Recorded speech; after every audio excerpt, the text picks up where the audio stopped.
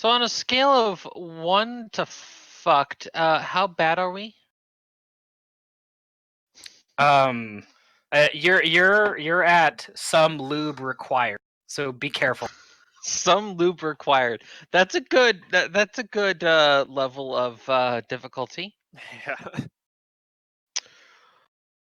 Now, Matt, can you explain why you have the penetrator, from Saints Row, with you as well? Yep. But yeah, there are some difficult encounters here, but it's all within your guys' level to do this. Just be careful.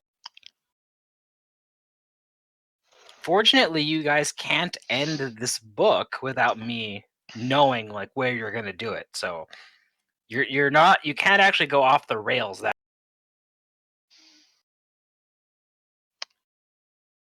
You have so much faith that that we can keep ourselves on the rails in the first place. I do. I have faith. Okay. No, last night we basically party wiped in the Thursday game. Really? Yeah. It was fun. It was like the same thing that they basically party watched to the first time, like the same bad guy. Is this still book 1? Yeah. Yeah, they're level 2, so that's kind of low level Pathfinder. It can be very swingy. Huh. Basically, Sounds the like a boss kind. that it was someone that ambushed them the first time. They like after they got the first of the 6 like MacGuffins or whatever, and stole it from them. And then they met her again. She's like, "Oh yeah, I gave it to my boss, and I want you guys to get my boss out of the way." And what they didn't realize is that the MacGuffin was amplifying her pride and made her want to become the like. That's why she was like wanting to do it. But also, so she had the shard to This begin might with, be so in she was spoiler lying. zone. Not gonna lie. It's a little bit of spoilers, but you guys are completely off. Like the book, this part doesn't happen anyway. So, But yeah, I'm ready to start if you guys are. I'm gonna yeah. move you back to where you are. So basically, they Into got the, double crossed by the NPC, and the NPC kicked their asses again. We're in the catacombs of Neruzavin. Yeah, I remember this. And we're actually Please mid-combat. shift ping us where we are. I remember this part like about looking like it's going to be. There we go. We are there. Well, it looks like you guys gotta have lots of fun with your ghost friend down there. Mm. Yep. All right, so I remember that it's Gus's turn here. And this thing had basically shown up on top of Jane, Cormac, and Kudu. And it's this like really loud, like, but depressing scream that it's making that is basically sapping your will to like act. So Gus is going to first try to analyze what the fuck he's looking at. And the only person who saved was Cormac.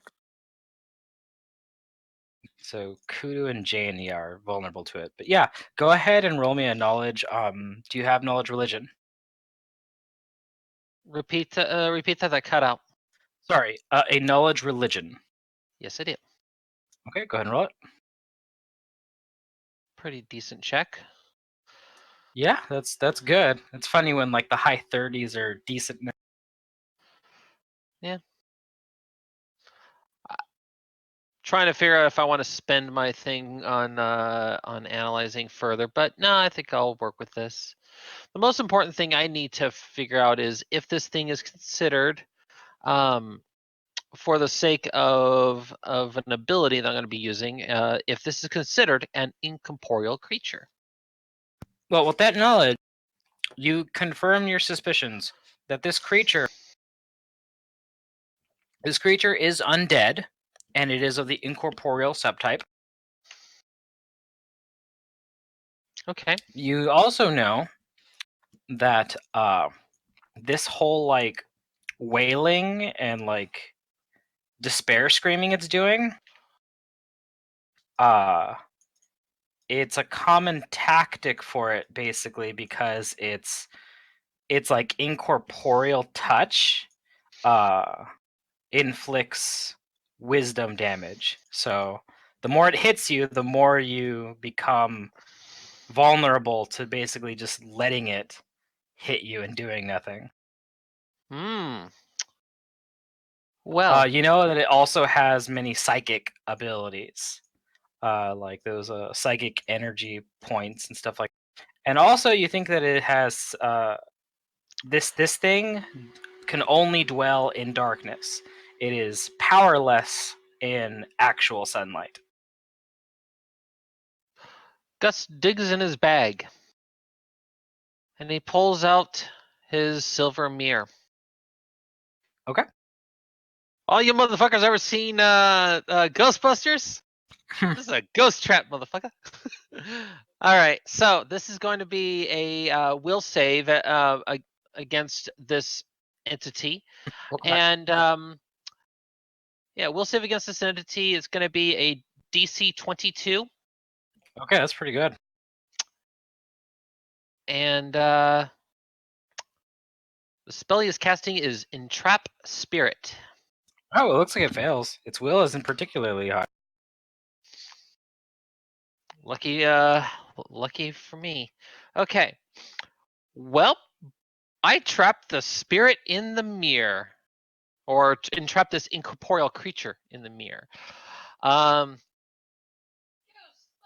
So currently, it is now out of combat. Yay!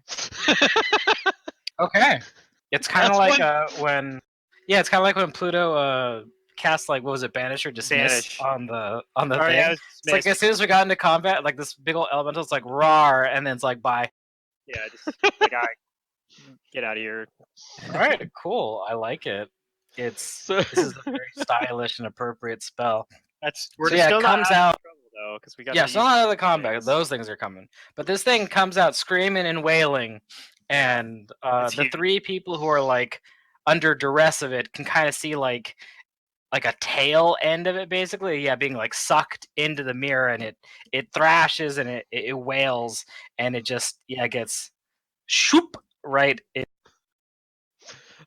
Mirror's kind of smoking a little bit from the from the ectoplasm, just kind of burning away. I'd like to And like getting stretched into it, kind of almost Yeah, oh, like good job.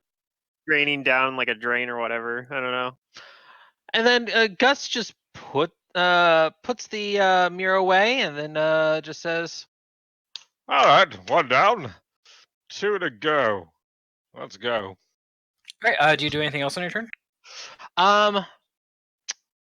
No, the mirror was a move action to pull, and the spell was a standard action to cast. So Gotcha. we're Yeah, it's a move to put it we're done. away too, unfortunately. Yeah, so technically, So yeah, he we still put it has it. away. Yeah. Okay, so then I'm holding it for the time being. Then that's Mhm. fine. Yeah. All right. Well, now that it's not there to torment you guys, Jane is free to act, and Actually, she's is just that gonna take a quick move action to sense evil in this direction, and yeah, she says that. Oh yeah, these things are way evil. Like they're powerfully evil. Yeah, I don't think I would have known that otherwise.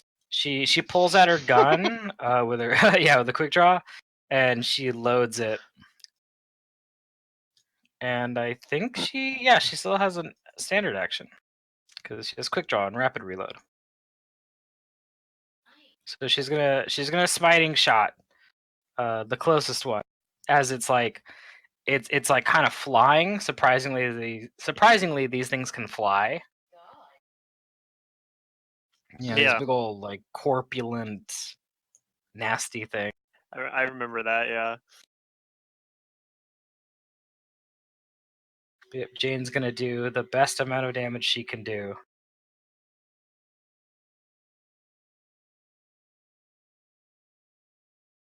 Let's see, there it is.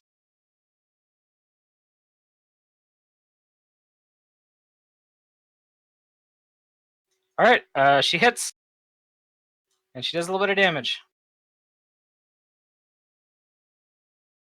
She minorly wounds it. And now it's this one. Okay, this one's also going to start flying up. And it's going to move over here next to the other. And it's going to cast a spell. I don't think anyone else but Gus has acted, so if you want to spellcraft it, Gus, you can. But I need Gus, Fingrim, and Jane. Is Kudu out of this? No, I think Cormac and Kudu are both in this. Yeah, it's 30 feet. So everybody give me a will save. Okay, I think I remember from last time what this is gonna be. Here goes.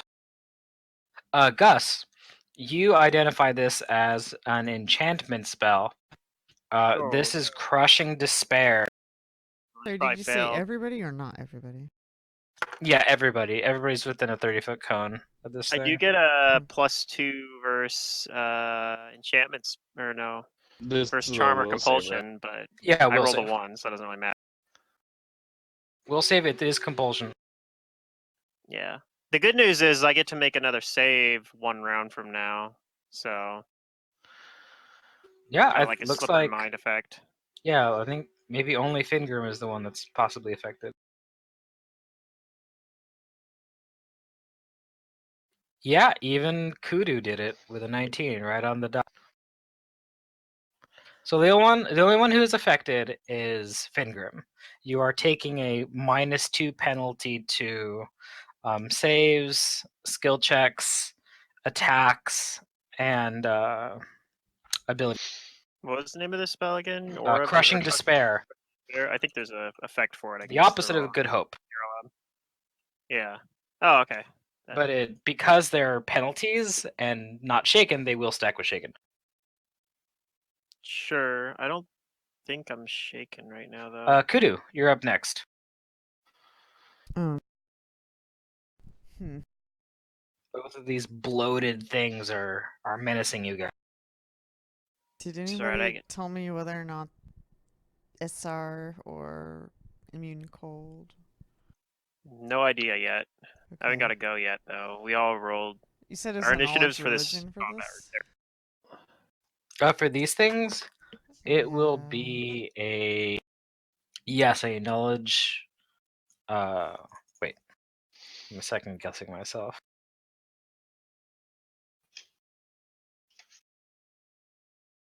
I'm just making sure. Yes, this is knowledge religion. However, if you have knowledge planes, that can give you some information. No. I think I'm gonna start summoning. Okay, you begin your summoning. Okay. Fingrim. Knowledge religion, you said. Mm-hmm. Alright. But I can give you some information with knowledge planes. Well, I have both of those. And I'm definitely better at knowledge planes, but I'll roll the knowledge religion if that's the more applicable one and hope for the best. Yeah. It's not a very good roll for how low my modifier is on it, but 22. that's my knowledge religion. I only have a +12 right now. Okay. Yeah, like mostly really all you know is that they're but you don't think that they're undead that are supposed to exist on the material plane. Okay. I will give you this though, that the whole them being undead and them having like a big old maw probably suggests that they do something very bad if they manage to like drain you. Like they might be soul eaters. Yeah.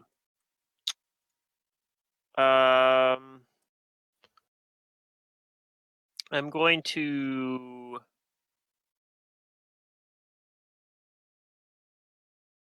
I think I'm gonna spell combat. They're too far away to hit with my weapon right there. I don't want to activate flight right now, so I want to get my defense up. I don't want this thing to like murderize me. I'm gonna move off to the side though to like clear up a shot for the rest of the party if they want to like shoot at it. And I'm going to cast shield on myself defensively, and I'm gonna attempt to do a single attack with my prehensile hair. Okay. Let me just get these modifiers on. Fighting defensively. There's shield and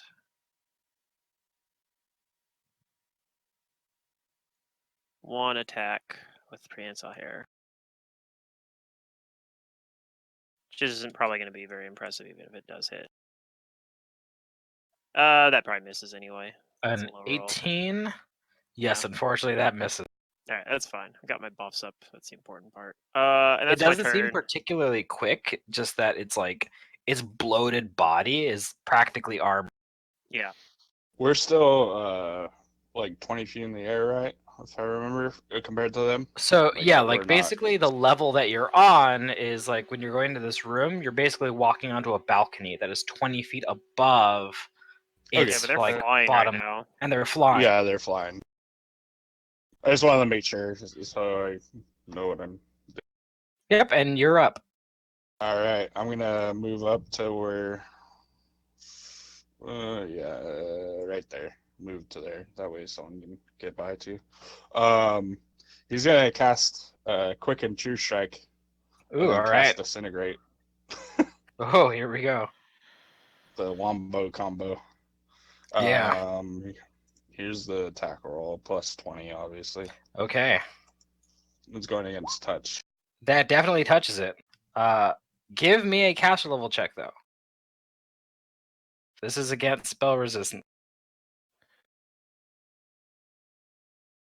Now, I take the minus to my level, right? For this as well. For the From negative what? level? From the negative level. If you have negative levels, they do affect your caster level. Okay. And then I'll roll.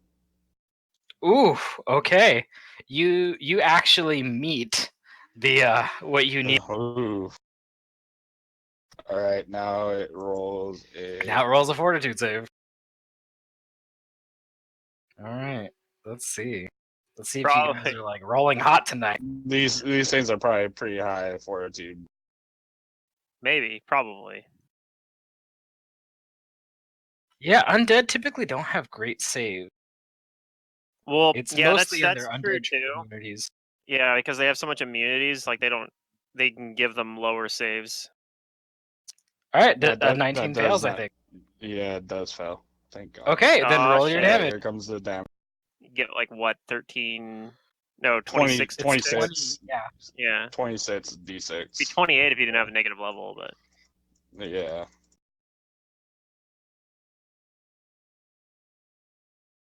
Woo, that's some damage. Yep. It's about min, I think. Maybe a little bit more. I'm not sure what min is on that. our It's definitely average. not min, but I think it looks about average.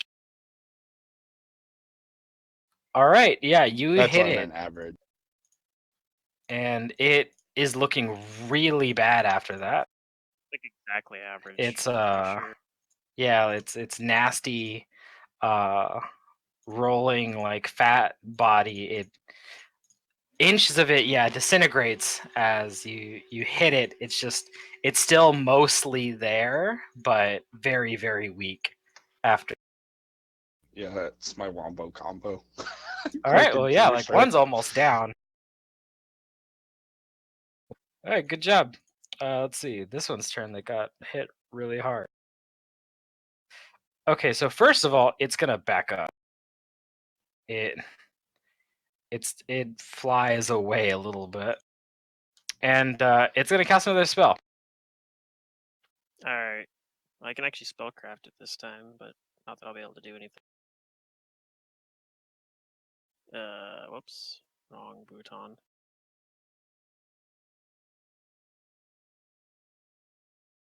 $33.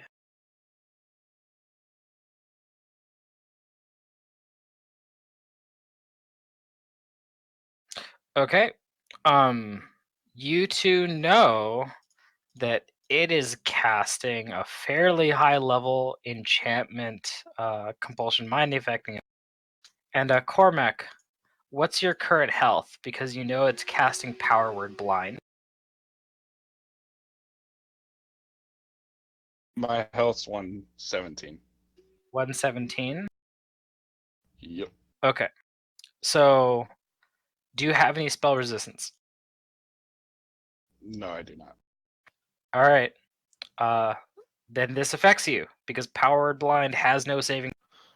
Yep. You're at max health though, so it has the lowest duration on it.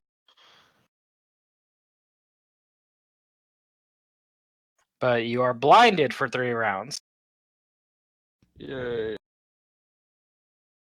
It lets out this gurgling retch as it flies away and blind. Gus. All right. So the one that's back here is pretty heavily wounded.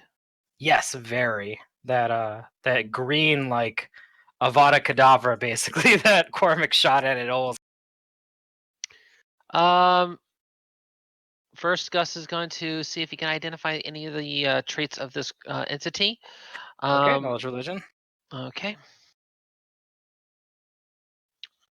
Oh, you definitely Yeah. know what these things are capable of and what they. Okay, so these do have a more colloquial name because they're not super uncommon, but they're only uncommon because they're also extraplanar undead. These are devourers. I had a feeling they were devourers. Okay. They just look a little bit more bloated than your regular devourer, probably because they've been feasting on a lot of particular souls. Okay. But you know they have spell resistance. They have this really cool ability called spell deflection that could have really hurt. Yeah, that would have been nasty. No probably. And yeah, the reason that they have access to spells is because they devour souls and they can use powers that they do. They also have energy draining attacks with their claws. But you know that they don't have particularly high saves because they're undead. Most of their defenses are in this SR and stuff like that. Okay. How high up is this one? They're both actually level with you guys right now, so they're 20 feet up in the air. The reach? You think that their average reach is it's probably about so like this one could reach you right now.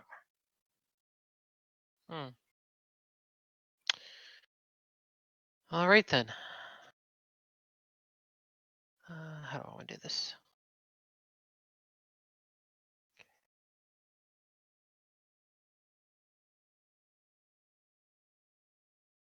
Let's see if I have something that'll be good against this thing.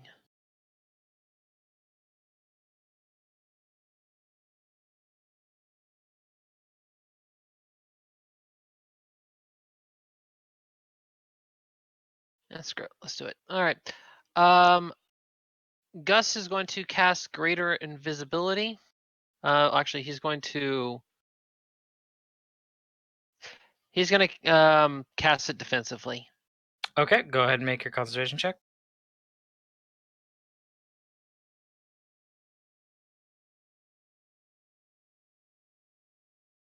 Yeah, you do it easily. You become invisible. Okay. With that, Gus is going to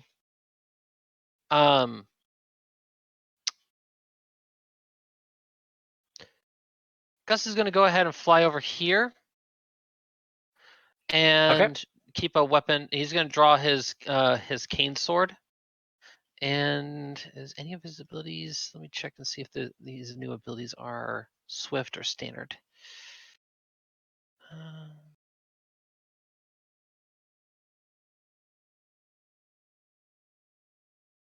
Okay, that'll be turn. It looks like. Okay. Jane. She runs a little bit ahead of Fingrim, saying, "Oh no, you don't!"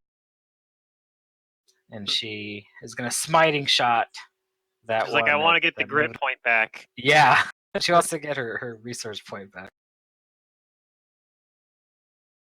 And boom. Well, she hit it, but she just did not barely. It's still up. But that's her turn. Bang.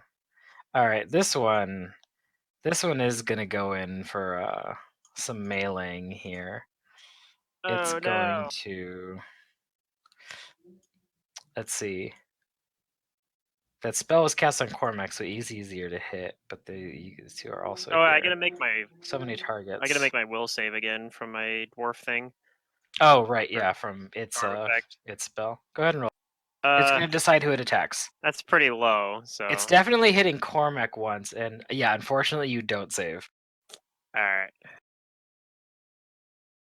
Let's see. Fingrim is 1, Jane is 2. Okay, it's gonna attack Cormac and Fingrim. 2 claws, 1 at each of you. Here comes Cormac first.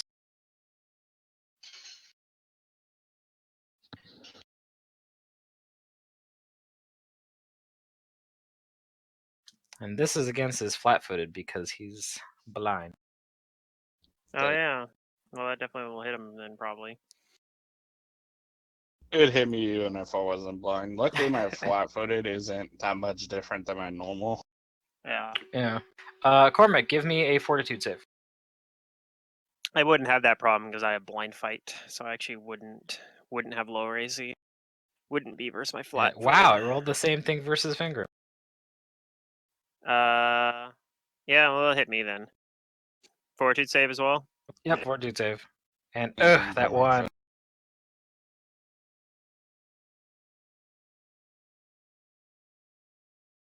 All right, so Fingrim, you save against his energy draining attack. You don't lose any of your soul or your essence. Cormac, on the other hand, unfortunately, you're going to take another negative. No, it's probably one that you get a save against in 24 hours if we don't remove it. Yeah. You'll probably just remove it. But goddamn, that's expensive. I feel like we have to fucking cast restoration like every day. I know, right? And then, yeah, the claw does 11 points of damage to Cormac and 13 to Fingrim. And that's its turn. Kudu, you finished your summoning. Where is your elemental and how big is it?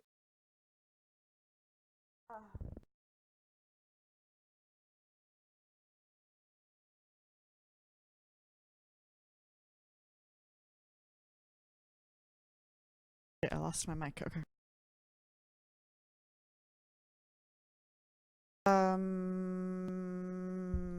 That is a good question. It's huge. Okay. But where do I want it? Okay.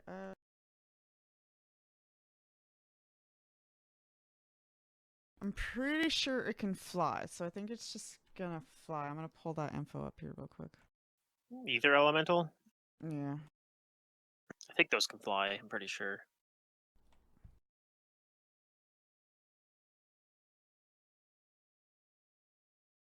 In the meantime, Kuda's also going to 5-foot step over here and gather power and fire a blast.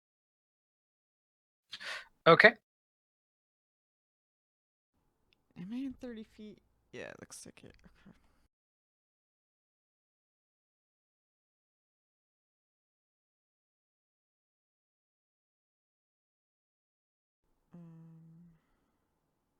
Yeah, fly 60. Good. Okay. Yeah, you have control of where it spawns. Okay.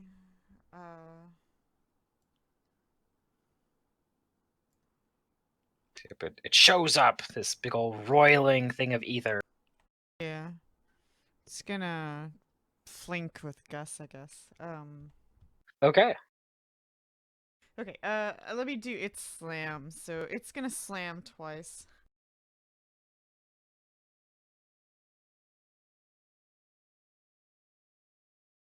Let me see. No power attack. Okay. Ooh, all right. 25, 24. Are those both with the flank? No. Okay, then the 27 and 26 both hit. Go ahead and roll its damage.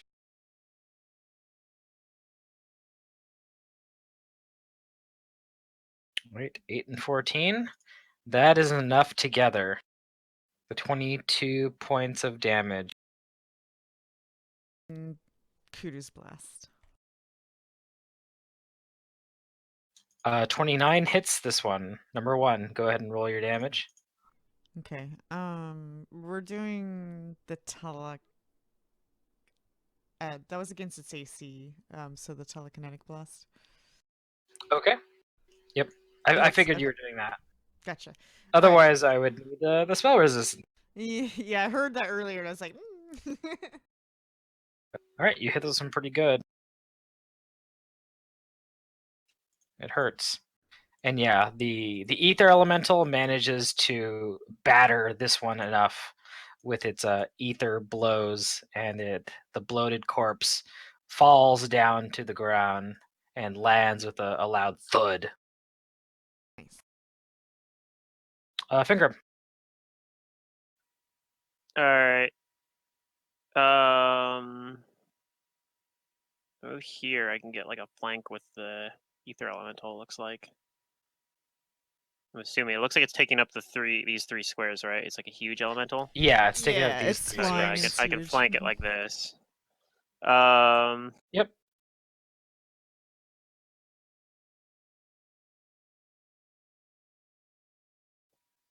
So I think I'm going to cast. I'm going to use spell combat to cast Sense Vitals. Just actually what I would have cast that last combat versus the magic immune thing or whatever. All right. So and then I'm gonna do my. I'm also gonna use a swift action to enhance my sword with enhance the Archon sword to be a plus 5 keen flaming burst weapon now. Okay. And spell combat. I'm gonna keep fighting defensively, and here we go. With flank though, so plus 17. First attack. 27 hits. 27. Okay. Let's see. This is a D8 plus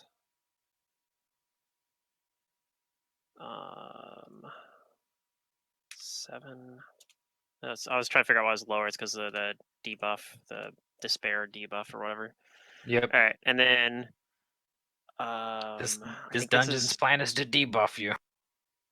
yeah. Let me double check what my Sense Vitals is right now. It's been a while since I cast this. Every 3 levels beyond 3rd to a maximum of 5d6 at level 15, but I'm 14, so it's 46. Okay.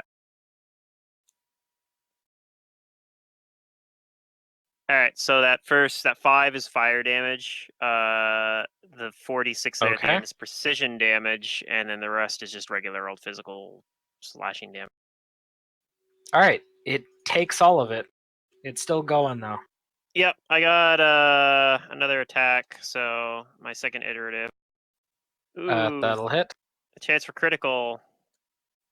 Yeah, critical. Yeah, that'll crit. All right, and this was flaming burst, so it's going to do a little bit extra damage. Deals an extra 1d10 points of fire damage on a successful critical hit. So I think that's in addition to the d6, right? I'm pretty sure that's how that worked. I think it's in addition to the d6, but it's not multiple. Correct. But the physical damages, so it's 2d6 plus 14 plus a d6 plus a d10 plus 46 precision damage. So a lot of damage. Yeah, that's pretty good. And then I actually have one more attack, which normally is not very relevant, but in It's this case, still up, not because I by a have sneak lot, attack right but it's hanging on by a. now.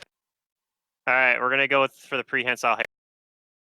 It's very less likely to hit because I don't have very many. I don't have as many bonuses to hit here because I don't have like the +5 enhancement bonus and all that shit. But 14 misses. Well, it's a good turn still. I think I did like Yep. 70 damage to it. I think Cormac has a chance to kill it, even though he's blind. I guess he'll step up and try to attack it.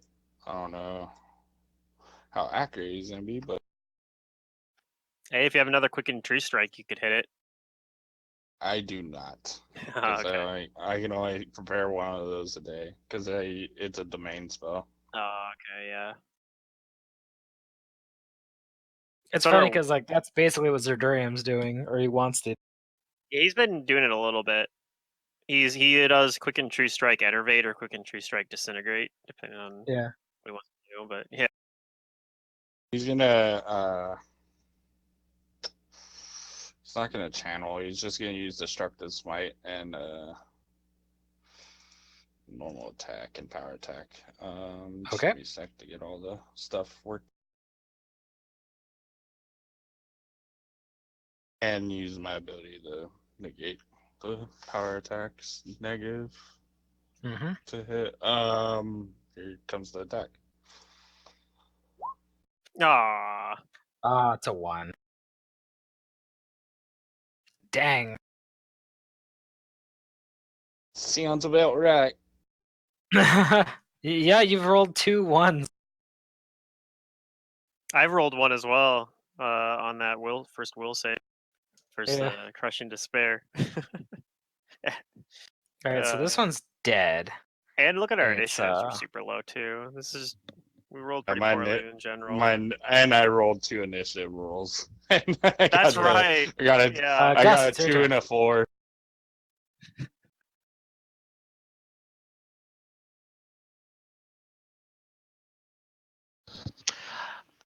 Just to recall, okay, does this have a any kind of resistances or anything of that sort against on weapons? It actually DR? doesn't. You don't think it has any kind of like physical resistances. It's mostly magical. It Got it. has no like energy resistances. It doesn't have any DR. All right. Well then, Gus It's will just- go in, Yeah, and it's just moderately tough to hit. and this one's looking pretty weak. Yes, very. Yeah, I just did like 70 damage to it. All right. Gus is going to go ahead and just do a basic attack against it. Okay. And let's see. You have flanking, I think. Yeah. Yes, we got No, wait, flank. We Cor- got From invisible. well, not from Cormac, but maybe. Well, and Gus will I don't be know if at I have higher any flank. ground. Yeah. You might technically have to move over one more technically to flank with me, because Cormac is blind, so he actually doesn't provide a flank. Oh, okay. Then yeah, Gus will Yep, move that'll there work. then. Yeah, and so Gus is higher ground, flank, invisible. That's +5 modifier so far. Yeah. And And then it's first flat-footed, assuming it can't see you and doesn't have blind fight or anything. Yeah. You Gus, you actually don't think it doesn't have any extraordinary senses except for dark vision. okay. Do you guys all remember the show? It was like Nickelodeon show with like the monsters. One would carry his Yeah, eyes, Real but it Monsters. had, like, a giant- Real monsters. Oh, yeah, this looks like the guy that carries his kinda eyes, but does, has yeah. a giant mouth. Crumb. Yeah, Crumb. Yeah, Yeah. he was great. All All right. right. It's a The simple 33 attack, but hits. it'll do. I could see it. And the 6 damage is enough to kill it. It is. Yeah, it was really weak. Skink. You've robbed Jane of a chance to get some grit points Yeah. back. Yeah, you basically just stab your sword cane into its back, and you twist it enough and pull it out, and it kind of it like squirms around a bit, trying to like turn around and reach you, but you're invisible, and it kind of starts to fall and descend, and it does like that like backwards like somersault thing as it kind of hits the balcony and crashes down to the ground. What I learned today, Sense Vitals is way better on Magus than it is on Bard. But yeah, that's actually all the Get it? enemies. This went a lot smoother than I thought it was going to be, because one of the Getting I rid monsters of the that went ghost. Yeah, the saver die spell on the ghost basically was pretty huge for us. yeah, because that was like a couple people disabled basically if it wasn't. Yeah, good Yeah. job. All right, Yeah. Atacom, Okay. Nice. what do you Awesome. guys do? Gus mentions I have the ghost trapped for the time being, but it's not going to stay in here forever. So, now that we've got these two threats out of the way, how would you like to handle the ghost? Uh, You mean that thing that freaks me out? if we got to Oh. handle it anyway, then sure. Well, this I thing get should be staying in here for, I'd say a good half of the day or so. And like I said too, Gus, you know that it has a weakness, that it is completely powerless. Oh well, yeah, that makes it easy actually. We'll just teleport back out into the. Or I And- could just cast daylight. Well, I think he said it had to be natural sunlight, but daylight might count as that. I don't know. I believe it does for in terms of spell effects and such. But yeah, Gus is just like This thing is not going to like the sun very much. But yeah, if we Yeah. just make sure that we teleport back up to the surface like before the day's end over, then we could bring it out there. Excellent. Well, then we'll need to do that. Well, what to now? Yeah, what to now? I'll describe this room again to you guys just to freshen your memories up on it, because this is Yeah, so- it's a kind of an interesting looking room. You have these 4 massive columns of hewn stone towering up to the 40-foot high ceiling. You're on this wide balcony that overlooks a dusty basalt meeting room, and cut out from one corner in the northwest portion is a cylindrical shaft that rises far beyond the boundaries of this chamber. And on the ground level, a passage winds to the east.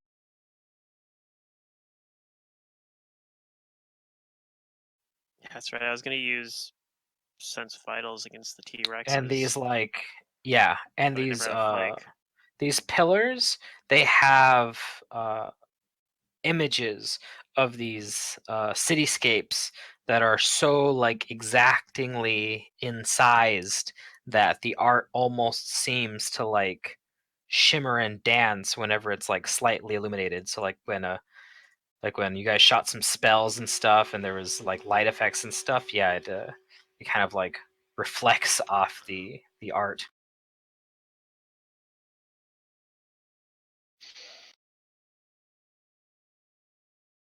Fascinating. I'm gonna go like kind of look closer at these. And can I do like a knowledge history to see if I recognize like what city these are? Maybe it's a Sure. historical city. Wait, do I have knowledge history on this character? I don't. Damn it, never mind. For some reason, I thought I had that. I have no idea. This is very strange. What is this? You can still give me a perception. I can do that. Real quick, is this Crushing Despair a rounds per level effect? Like this gonna wear off pretty quickly, or is it? I like, longer believe duration? so. Okay. I'm gonna take it off in that case then. Yeah, it's minutes per level, so it'd Oh, actually be on well. you for a little bit, but not I'll a leave it long on one. in that case for this because I'm probably would still have the crushing despair on me at the moment. I rolled really good anyway, so Yep. What's crazy is that these devourers have like a really high caster level, so it's going to be on you for 18 minutes. But yeah. okay. Yeah, it is what it is.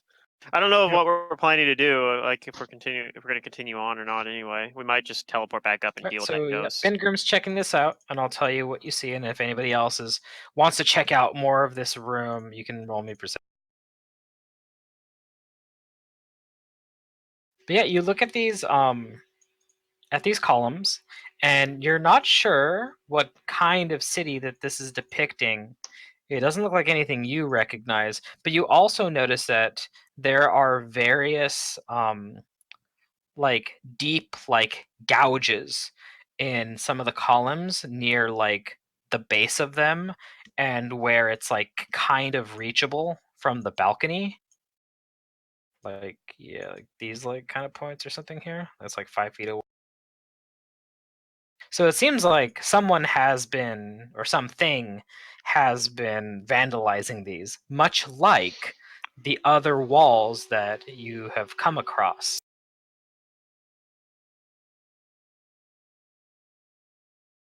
Cormac, you notice the same thing as well, that someone has been defacing and marring these columns a bit. I wonder who, like, was it these guys? That seems weird. Maybe though. You're actually not. Oh yeah, what was that? Didn't that creature that we fought had like a bunch of barbs around its body and stuff? The ones that you... the one that broke out of the well. Oh, well, it didn't have like barbs on its body. It was really more of this. It was oddly Okay, I thought it had like teeth or something like all over its body, but that might have just been me thinking yeah, something.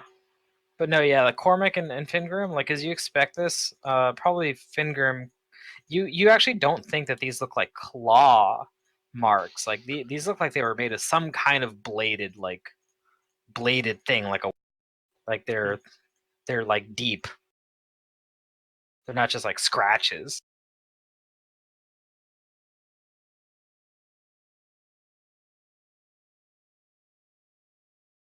Like somebody took the old ass sword and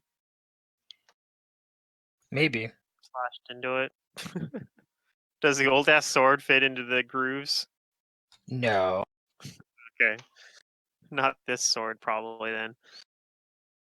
Something with a significant amount of force was able to do My this. food's ready. Getting I'll be into right like... back. Yeah, no problem. Getting into like, yeah, hard stone. Yeah. I mean, shit, I could probably have defaced this just as effectively if I really wanted. Just so. Yeah, if you wanted to. Spend some time. But yeah, I have some really There powerful weapons too. is one other thing that you guys find here, and it's on the floor of this. There appears to be some kind of remains.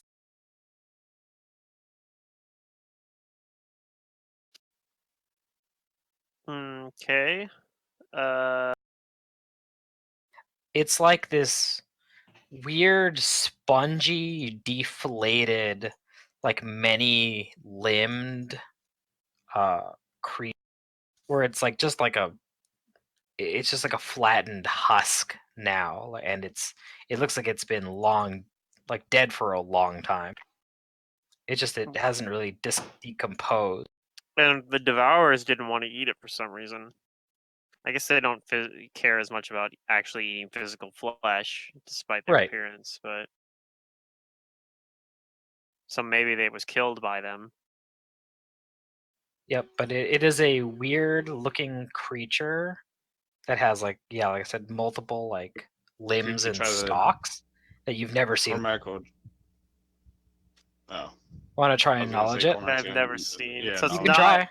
It's not like the weird fucking space thing we met back at because it does vaguely sound like the weird space thing we met, the two space things we met back in Yeah, the elder things. what was it? It was like underground in Thrush. Yeah, Sure. in Book the 3? well, Thrushmore. One yeah. knowledge check, Give me a knowledge dungeoneering. I have that one. and I do not. So Yeah, I'll like like poking it with like lifting the tentacles up with the flat part of my sword maybe and trying to figure out what this thing is. Hey, I rolled pretty. Maybe I know. Examining this weird thing. This is very alien looking.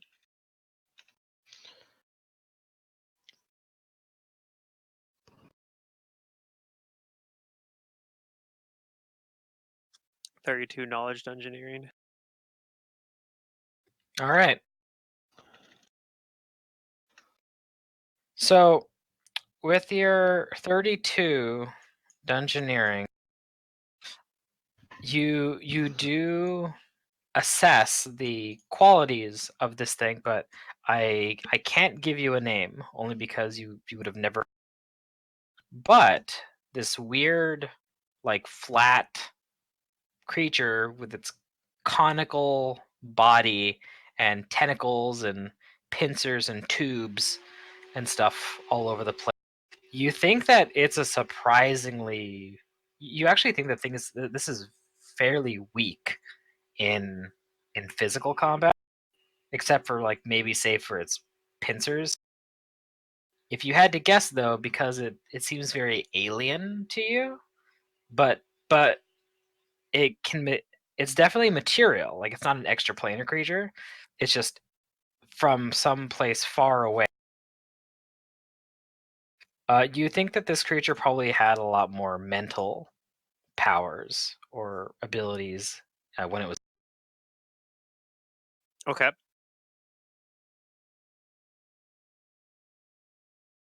And it might be something from It was probably the telepathic. void. Yeah. So it does kind of remind me of the like it's not the same, but it kind of does maybe remind me of the thing, those little things we met in under Thrushmore. Yeah.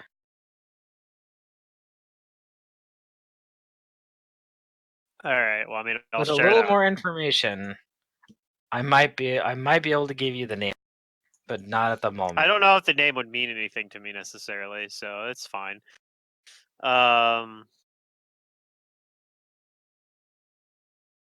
But yeah. No, it's just some sort of alien creature. Reminds me a bit of what those things when he met in Thrushmore. Perhaps there's more of them down here somewhere. Yep. And then I guess I mean, we looked around down here. I haven't looked up here, I guess, so I can use All a right. minute of flying to get You back up look, there, really. No problem. and yeah, this is a cylindrical shaft that rises way beyond the boundaries of this chamber. Like it goes up super. It goes like so high that you can't see anything past your dark vision. Yeah, I can only have dark vision to 60 feet on this character. This isn't Layla where I can see 120. Yep. And through magical darkness. I need to abuse that in Mummy's Mask one of these days. Just throw like a deeper darkness down and be like, aha, I'm the only one that can see. Be a lot better if I was actually like a melee cleric or a melee oracle, I mean.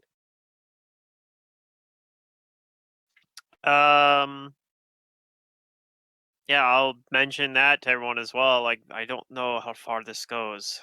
Maybe back to the surface. We are very far underground, though.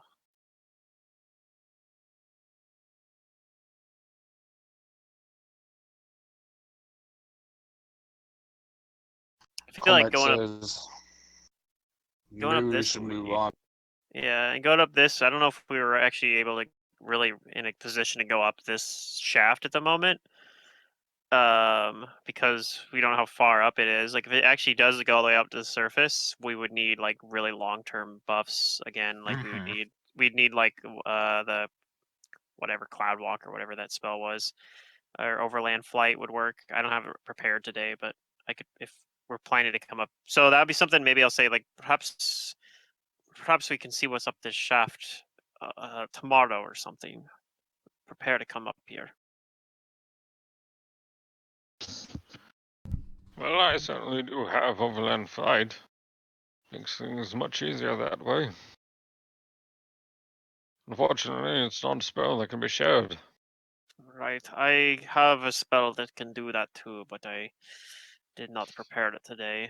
And my other means of flight are much more limited in duration. Although they are more potent in their ability to grant the mobility that they grant me. Sleeping, exactly. Yeah, do we want to keep going? Or do we want to go deal with that ghost? Either or. I don't. What's down this hallway over here? That's the only other thing in this area we haven't really looked into was what's down here. Is that just a hallway? I say we There's keep- more hallway. Yes, more It goes I say deeper. we keep exploring for the time being. Hallway Finder, my favorite game. Yep. Plenty of hallway for lots of exploration. At least it's not you open the door and there's like a 10-foot hallway with another door in Another it. You're like, door. all right, sure. You're like, all right, cool. Those are one of the things that's nice, like when I'm DMing in person and I can gloss over them. I just be like, okay, open the door and there's, like another. Yeah. I'm gonna burn a first level spell to heal myself. Okay. Hey, you guys actually didn't get hurt very much in that fight, just that pesky negative level. Yeah, which I'm assuming, I mean, it's from energy drain, effectively, right? So Yeah. I think technically he can take it a fort save the next day but yeah, probably makes more sense just to use another 100 gold of diamond dust and restoration. Is that what it is to get rid of that? I think. Yeah. I've literally rolled my last like 4 rolls have been ones. I mean, this They've one's a been D8 at pretty, least. unlucky. Yeah. I don't feel as bad about rolling a 1 on a D8. Did you see my That was the thing I was looking at. That crit that I rolled. My flaming burst did 3 fire damage on that crit. It did less fire Yeah. damage on that crit than it did on my normal attack. I mean, the physical damage, and even that, I rolled a 2 and 3 on that. I actually rolled more on that crit on like the sneak attack dice than anything else. Anyway, that 40 was much actually a good as really low continuing. crit. Yeah, I guess we can continue then. I'm pretty low, fairly low on resources. I think I'm good for like at least probably one more encounter, and I do still have 2 teleports available as well. So I probably also have word of recall as well. yeah. Can you Yeah, word I'm recall about- us all with the energy drainer now? I guess you could death ward yourself first if we need to. Well, I didn't prepare that because we do restoration, but I can do part of the party at least. Yeah, I think I could teleport the whole party if we needed to. Okay. But yeah, I've mostly used low level spells. I have like all my high level spells. I thought about using Banishing Blade there since these are like extra planar undead, but the reason I didn't was because they have that spell resistance, and I think Gus said something about them having a spell reflection ability, and I don't want to mess around with that. So I was like, I'm just gonna not use anything that allows for SR. Yeah. I'm gonna pretend like they're like the golems and just use the SR no spells, aka Sense Vital. My best no SR damage spell. But yeah, I'm also really points. I only got like 3 left. I think I used a spell recall.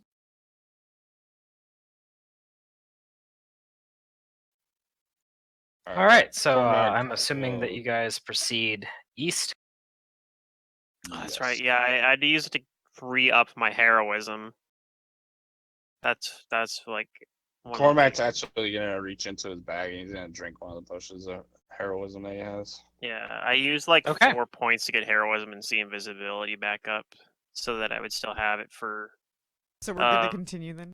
Yeah, we're good to continue though. Yeah. But if we have like one more encounter, I'm probably gonna be like, all right, guys, if you guys want to keep going, I'm gonna be completely useless. Yeah, no, Ah. I'm definitely I'm in that same boat I'm good where for I'm now, pretty but pretty yeah. So I don't know, and that's the thing too. If we see something that's really scary, we can always just run away. Hopefully. How long does a potion of heroism last? Like what's Shows 15 minutes per level. Mm. Or sorry, Okay, not 15 minutes per so level, just 10 50 per minutes. level, so it's probably 50 minutes because it's usually if you're on a potion of heroism, it's going to be a That's for wizard. an hour. okay. About. It'll be a wizard version most likely. Yeah. Theoretically, you I can just get one want- at caster level 4 from a bard, but I think it's usually just assumed it was a wizard because that's the more Yeah. common crafters Mm-hmm. Yep. with their 3rd level spell slot. Alright. I just wanted to make sure I was It's like why when I play a bard, I'm like I have to take heroism. I'm like guys, it's giving me heroism as a level 2 spell. Like I can't say no to that. It's too good. It is good. We have a bard in our in-person Saturday, Sunday.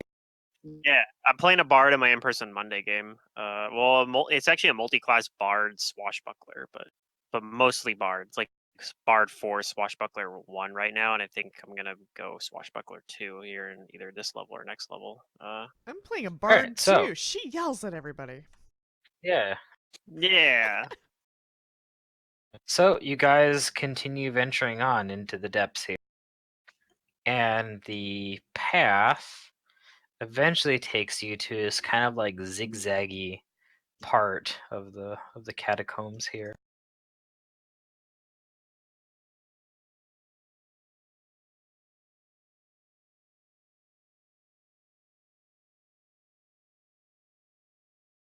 So there's a fork, and we're coming in from this direction. Yep. Oh no, a fork. When you get to the fork, take it. That's what I was told. Those are the directions I was. Take the fork. What do they mean though? What does take the fork even mean? I don't understand. All right, sorry.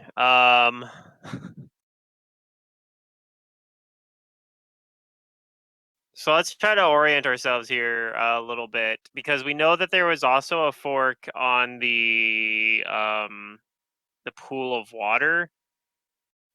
There was a Mhm. fork that led to another fork actually. So The architecture and design here is very odd. It's not like as geometrically unsettling and impossible as the tower, but it is a this is it's not as bad as also tower, but Oh, this it is is at the same probably height. comparable to the infamous architect Don John. I think it's still better than Donjon. You think so? I guess you can actually see the whole layout, and I can't. It feels. It doesn't have any like pointless like dead ends. It doesn't have like any 5-foot wide hallways that spiral around into a dead end. Okay, Yeah. that's good. Wait.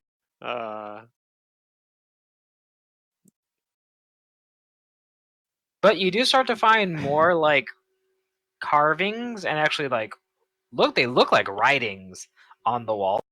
But again, once you start to find something carved into the walls, you're also all seeing these really deep gouges in the stone, as if someone was trying to just destroy and mar everything. Somebody was throwing a temper tantrum.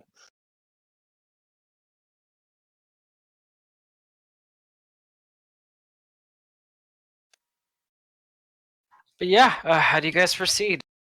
There is a fork here.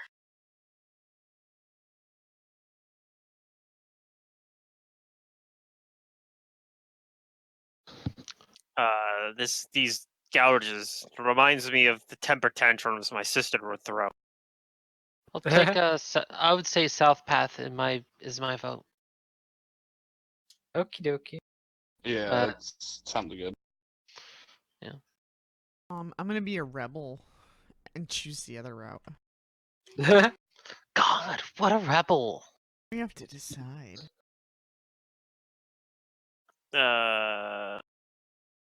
So yeah, what I was getting back before, is there like a roll I can make to maybe try to make some sense of this of like direction? I guess so. I'm wondering if like one of these might We lead don't have a back compass, do we? Or wait, to that area. Like that would be over a here. survival, I think, to reorient yourself.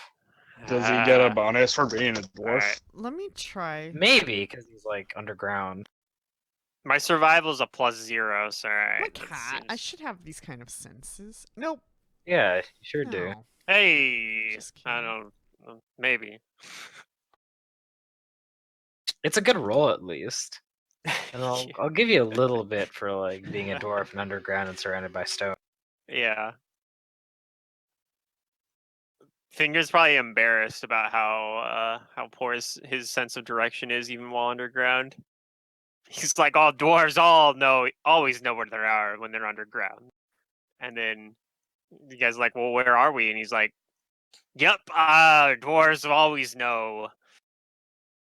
So what was your question about like where Well, you are? I'm curious about like if one of these two directions, if I think it's likely to lead us back towards the intersection down like where that pool of water was, because there was that little like hallway that went off to the side of it. So I'm wondering if like one of these hallways leads back to that intersection. You know what I mean? Okay, I can give you something helpful here.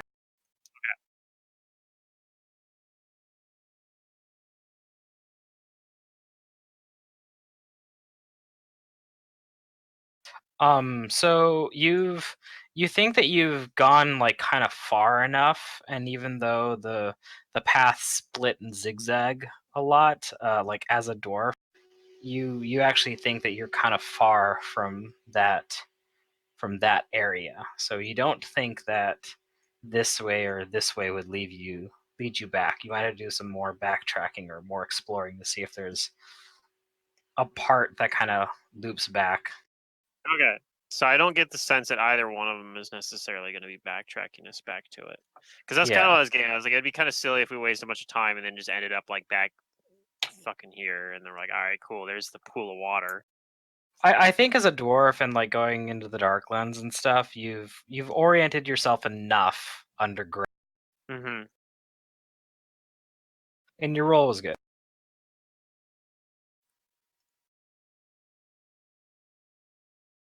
All right. I don't really have any preferences between these two directions. It doesn't seem like it seems like both of them are uncharted territory.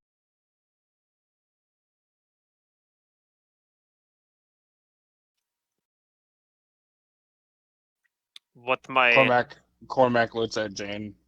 You decide. Oh, jeez. I love it. I was about to say instead something. Oh, but I like that idea better than what I was going to say, so we'll go with that. I look to Jane as well. She chooses left. I figured that was what you're going to pick. All right.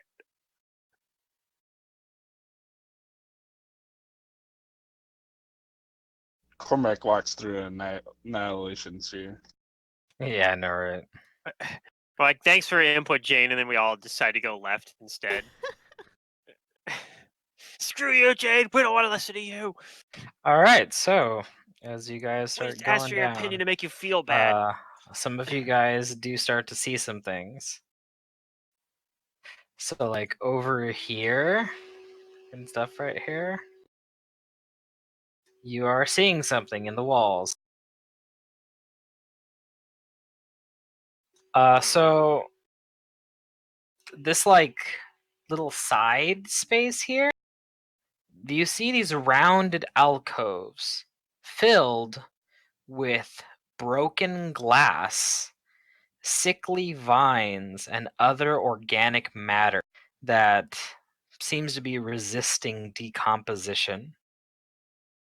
And for lack of a better fantasy word, these like glass, like the glass inside of these little alcoves, would out of character kind of look like pot. Like if you like meant to like put something in there, kind of like Mhm. yeah, Hmm. They look like pots. pods. Pods. Pods. Yeah. Okay. I was like, what are you talking about? All right. Like Okay, a- that makes more sense. A holding. Yeah. Yeah. It's where the vacuum sits. Clearly, it's missing.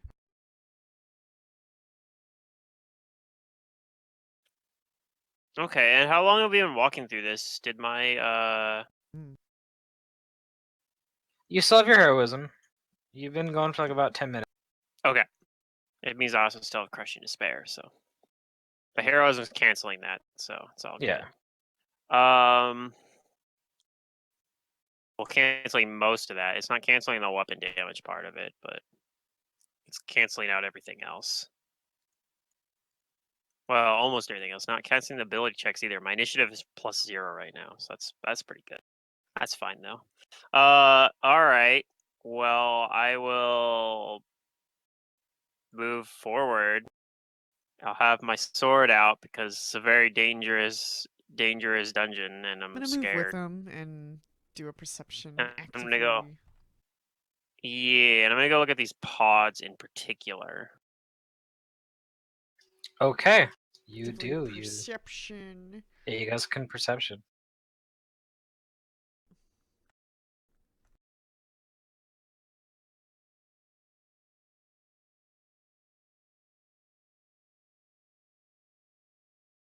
Oh yeah, I forgot I had this by my desk. I got one of those little miniature like stocking stuffer bottles of vodka.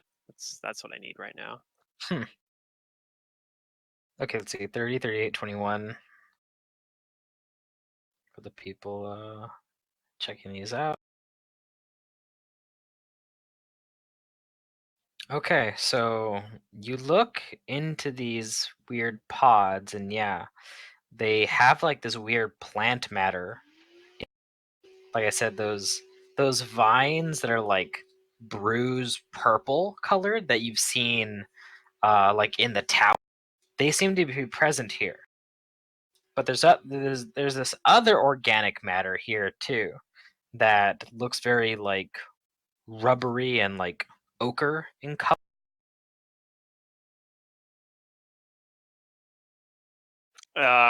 Is there a check I can do to identify what this material is?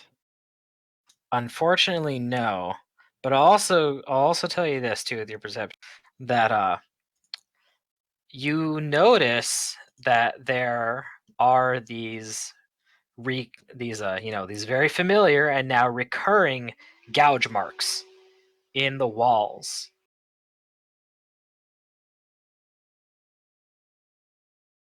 God, this guy, whoever's putting these gouge marks. So you think that this glass is probably the remnants of whatever was in these alcoves. I don't know if who's been doing this is someone that we want to meet or not. I don't know if I want to meet them. They seem angry. Right, but I understand. Things that I've seen here make me angry too. It also might have been something that's been trapped down here for millennia. Yes, I don't. That's Since why I'm this not place sure. was sealed up for whoever knows how long. Perhaps something that can't find a way to ascend. Either that first descent that we did, or that other shaft that I found in the other room. Right. He's been stuck wandering the floors and doesn't have any way out, perhaps. It does worry me a little. But I'm curious at the same time. Well, if it can't get out, then we know it at least can't fly. Or climb really well. Probably. Or you think it would have come out the well since we've been unattended for a couple of days? But I mean, you can't really tell when we were standing up there. It was so far down. You can't see. Perhaps even if it was able to climb, I don't know. It doesn't. I don't think we have enough information yet. Do we have any indication what direction this individual was going as it was scraping at walls? Good question. Maybe try tracking. Yeah. I don't you could have try tracking, survival. but I mean, somebody who does could try it, I guess. I mean, I don't have a I mean- +3 to my survival. What if it was the weird tentacle monster that was dead over here? I guess Do Gus tentacles will- leave these marks though? No, it looks like it was something from a manufactured weapon. Although it did have claws. I don't know. I don't think that would have been caused by them, right? It doesn't look like it had. It wasn't physically strong enough, but they could have. Perhaps it could have used some sort of mental ability of its to do this, like some sort of telekinetic slash that it did against the walls. What were you saying, Gus? Well, I could certainly check for that if needed. I can use my retrocognition, but it's going to take about a minute. Sure. So Gus will cast retrocognition, and yeah, so he's able to go back a week per minute, and week per minute. and he can have this held for up to 14 minutes. So you can go back 14 weeks. I can. Okay. Yeah, he'll just kind of rewind essentially. Okay. You use your retrocognition to try and gain some psychic impressions from those past events from 14 weeks. You do that, and unfortunately, you're not getting anything. It seems that what happened here, if there was any kind of like psychic imprint or something here, must have happened a long time ago, like way past the recent weeks or months.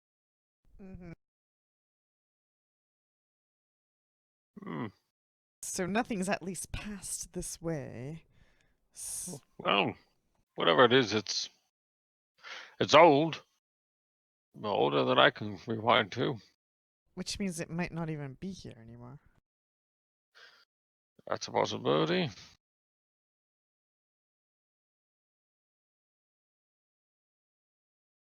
I mean, like I said, that could have been that thing that was dead. Although it looked like it was relatively recent, so probably not.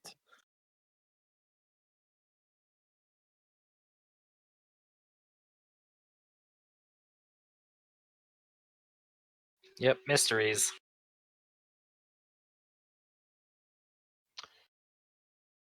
Well, I found nothing with my examination. So, shall we move on? I think I see another fork in the road. Yep. I'm Fork that. sure. I fork that. Yes. I can't help myself. I'm sorry. I'll go over here and They just happen. check out both directions of the fork. Oh no! Oh no! It's the edge of the map. Ah!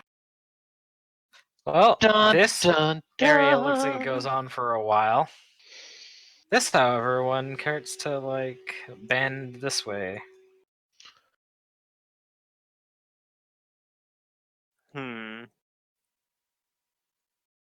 Which way do we want to go here?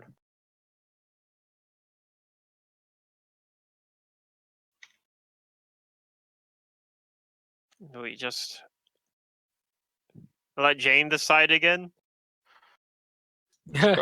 Let's take a ride. Right? All right. I'm okay Yeah, with that. she agrees with that. Go right.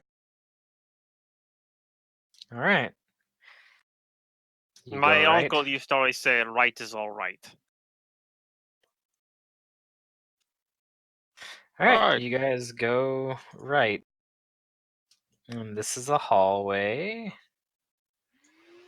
that bends again. And yeah, there's more of these defaced carvings and writing. I guess that's something. Well, I don't know. Did it? Okay, so real quick, did I see like? Did it look like there was defaced like slash marks along the other wall too? Along the other one? Yes. If I like before we went down there, if I looked down like this hallway, would I have seen? You think that deeper in, it seems like they stop like kind of here, and then yeah, deeper in looks like there aren't any Okay. carvings. Because I wonder that might be something we could do is we could try to follow them, like follow the defaced carvings or whatever. Yeah, it might. Yeah, it might lead you Might somewhere. lead to something interesting. I don't know. Who knows? It's a mystery. But you guys, yeah, you keep going down. It zigzags a little bit. A little zigzaggy.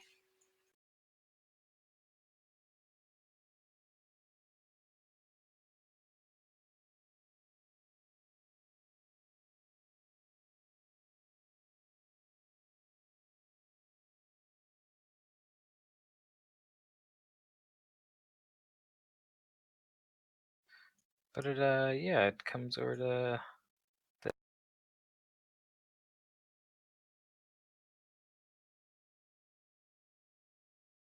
it loops back around over here. But it also gives you a little bit of looking over here now too. And you see some more of these alcoves with these smashed glasses.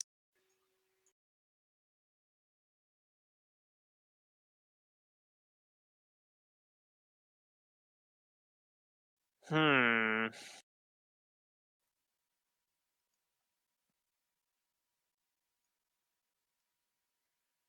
And then some more path over here. We found a path. Mm-hmm. All right, good. I'm gonna look up into this little area where all these alcoves are. Yes. Yes.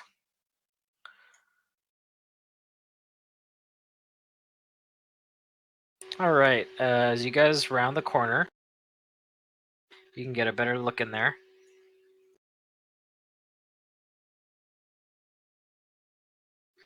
And you do see something. You do see something moving. Fun. You actually see three things moving. Oh, even more fun.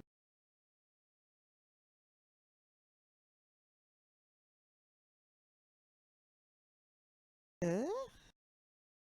Yeah.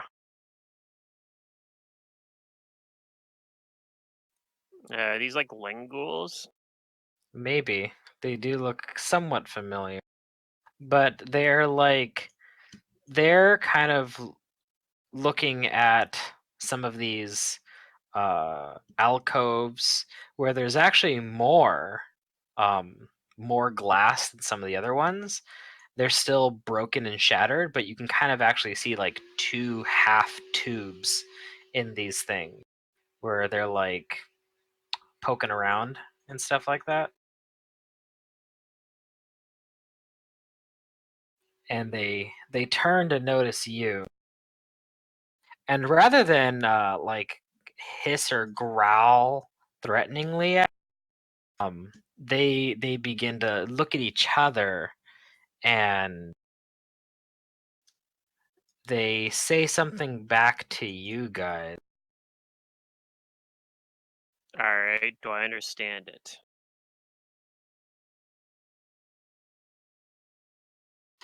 Do you speak Akelo? Does anybody speak Akelo? I do not speak Akelo. Let me check really quick. I got tons of languages. No. I do. So Gus understands what they're saying. Okay.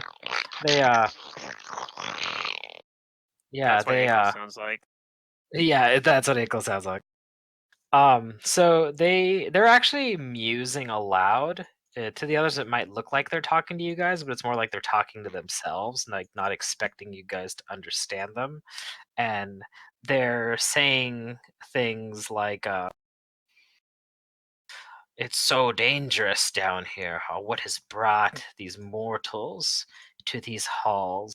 Yes, what compels them to come so deep down into the darks? Curious things." And I don't understand him, so I'll just say in like I'll start maybe going through some other some languages I do know, like undercommon. Like, do you know what I'm saying? And I'll speak like common. Uh, can you understand me, Terran? A couple languages I know.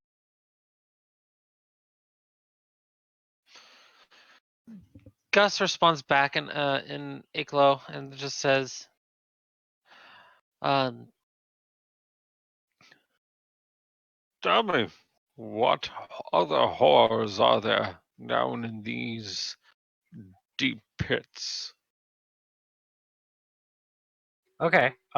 Yeah, they don't seem to understand Fingrim. They're looking at you while you're trying to talk to you, but when Yeah. Gus speaks to them and they're like, yeah, they're like big long ears like perk up, and they'll turn their attention to Gus.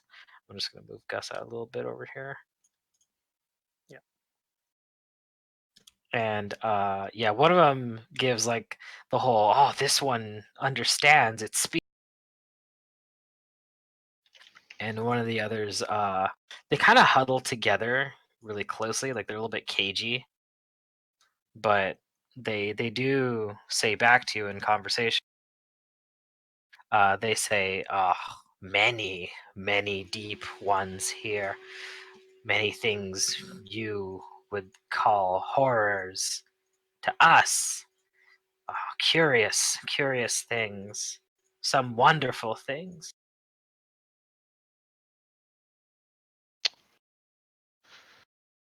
Is that so? Yes, yes, we have been called here, my brothers and I.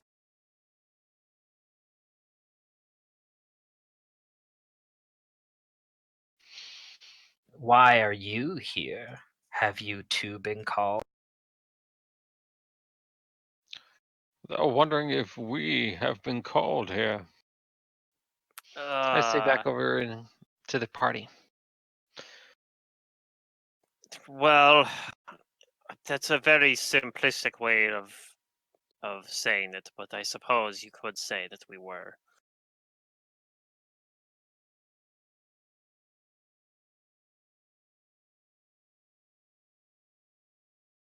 Hmm.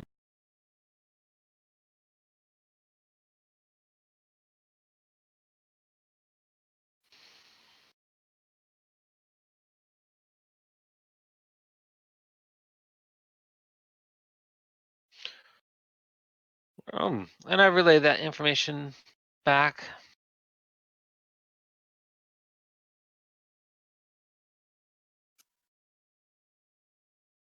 Okay.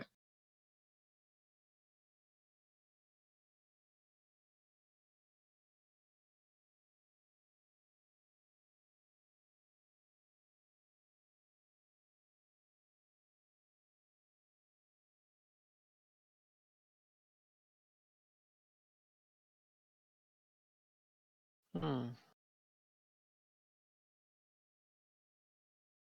Yeah, I guess. What else do you guys do or say?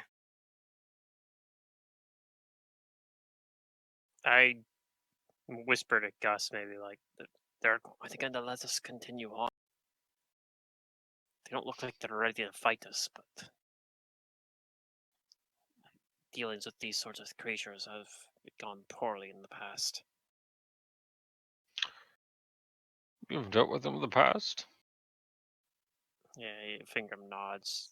Sometimes in the dream realm, but we went to a whole city of these creatures. Gus tries to discern information off of these creatures, since it's his first time seeing them. Okay. You've heard of the place Arvinton, right? I will answer that in just a moment. Yeah. First the knowledge check. What do you want me to? Which one you want me to do? To identify these creatures. Yeah. A knowledge religion, but knowledge planes I think would actually give you more about their ecology, because they are extra plane. I'll do planes. Okay, so while they do appear to be undead, they're not native to the material plane. Yeah. These seem to be creatures that come from a realm of nightmares, from Lang. What are they known as? Lang ghouls. Yeah. That's why I was like, Fingram doesn't even need a roll knowledge check because he's You've seen these before. Yeah. But I And don't think then, Gus was there when we saw these. Nope, I wasn't. Then the next question is, or the next thing is, do I know of Arvington? Arvinton? Arventon. That was You've what at you least mentioned, right? You've probably at least heard Sister Maria mention it, maybe. Maybe Back Sister in the Yeah, Maria. I Neutralia know with at Sister least. Maria, I know of because the it was title. part of Sister Maria's Champion of Arvington. long title. Yeah, Yeah, Champion of champion. Arvinton. Truth. Captain You've Dr. never Sister actually Maria, heard of a place called Arventon. Champion of Arvington. Yeah. Speaker of Garudas. Yeah. Yes. Okay, so I'm not familiar with it. You said. Nope. Apart from hearing it from It sounds Sister like some place that was made up. Yeah, you think Sister Maria made it up, maybe, but Fingram's like, oh yeah, that's a real place. It's like the first you've heard anybody other than Sister Maria mention it, maybe. Well, I've heard of stranger things. All right. Yep. And I'll also tell you, with your knowledge planes of these creatures and their ecology, you know that they are highly intelligent. They're not like regular. These ones have much more of like a society, basically, wherever it is that they come from from the realm of nightmares and Lang, and that they probably value anything that does give them new information, which is why they seem to be curious about you guys. Yeah. Well, currently, And I'll be saying over to the ghouls. Oh, they well, don't smell like a normal ghoul either. They're not. Yeah. They're taller. They're the Lovecraftian ghouls. Yeah. Yeah. Yeah. I'm familiar with them, at least in that regard. So Gus goes and then says, well, we are here to, well, we're trying to find out information and hunt down one that is going to bring forth a very disturbing end to potentially the world. As such, us mortals are kind of stuck doing this situation. Will you be How should I put this? what we need to do is try to find a way to chase down this one that has been causing all these problems. What is down in this area that, well, I guess what is down in this area in general? Okay. They snicker and laugh a little bit, and they say, "Ah, ha, ha, ha, foolish, foolish human! You try to find that which lays claim." Oh, it is a bit of a suicide mission, yes. Another one says, "The great ones beyond already have seized at least part of this world, and there is no stopping them." And then the third one chimes in and says, "Yes, yes, they show us things. They give us gifts, even." How often? What kind of gifts?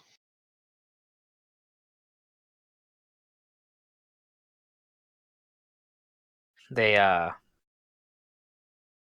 they stop chuckling, but they still have like these big toothy grins on their face, and one of them moves up to you, and they stretch out their hand and they say, "Oh, it is privilege to show you, yes, this gift and our handiwork, our best." And Well, he wants to I take would your be hand. honored to see such a gift.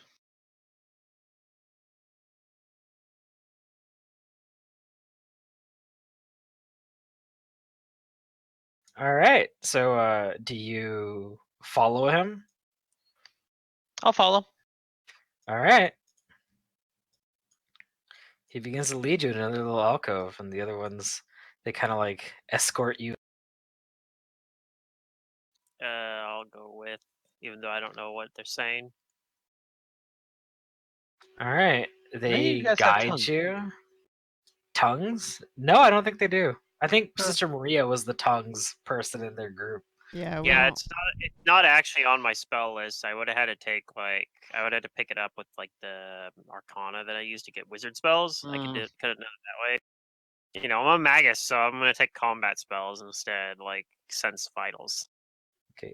Jane also kind of follows behind. She trusts you, but she's got like her I think Cormac could finger really like ready to draw that. But they follow this take up. you to this little side alcove where they show you an intact paw, Aw, shit. and inside of it you see a creature.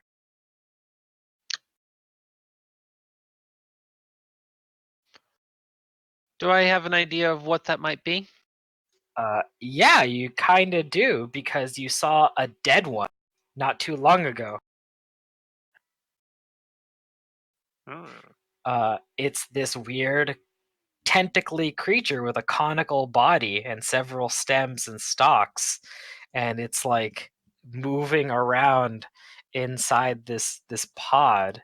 But one thing you do notice that's different about this one than the dead body you saw is that this creature is covered in this fibrous moss and fungus, and it's like body is like leaking pus in areas, and you actually think that this thing isn't alive.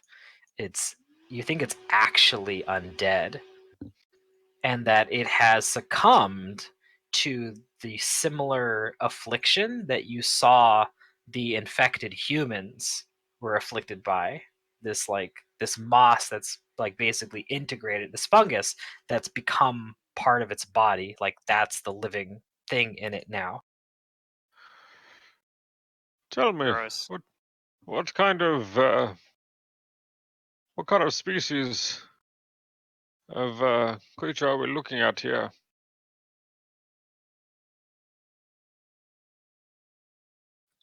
They get a little bit more pensive when you ask them this question, and they say, "What a something from beyond the stars, not from our world, but far, far from your world, from this."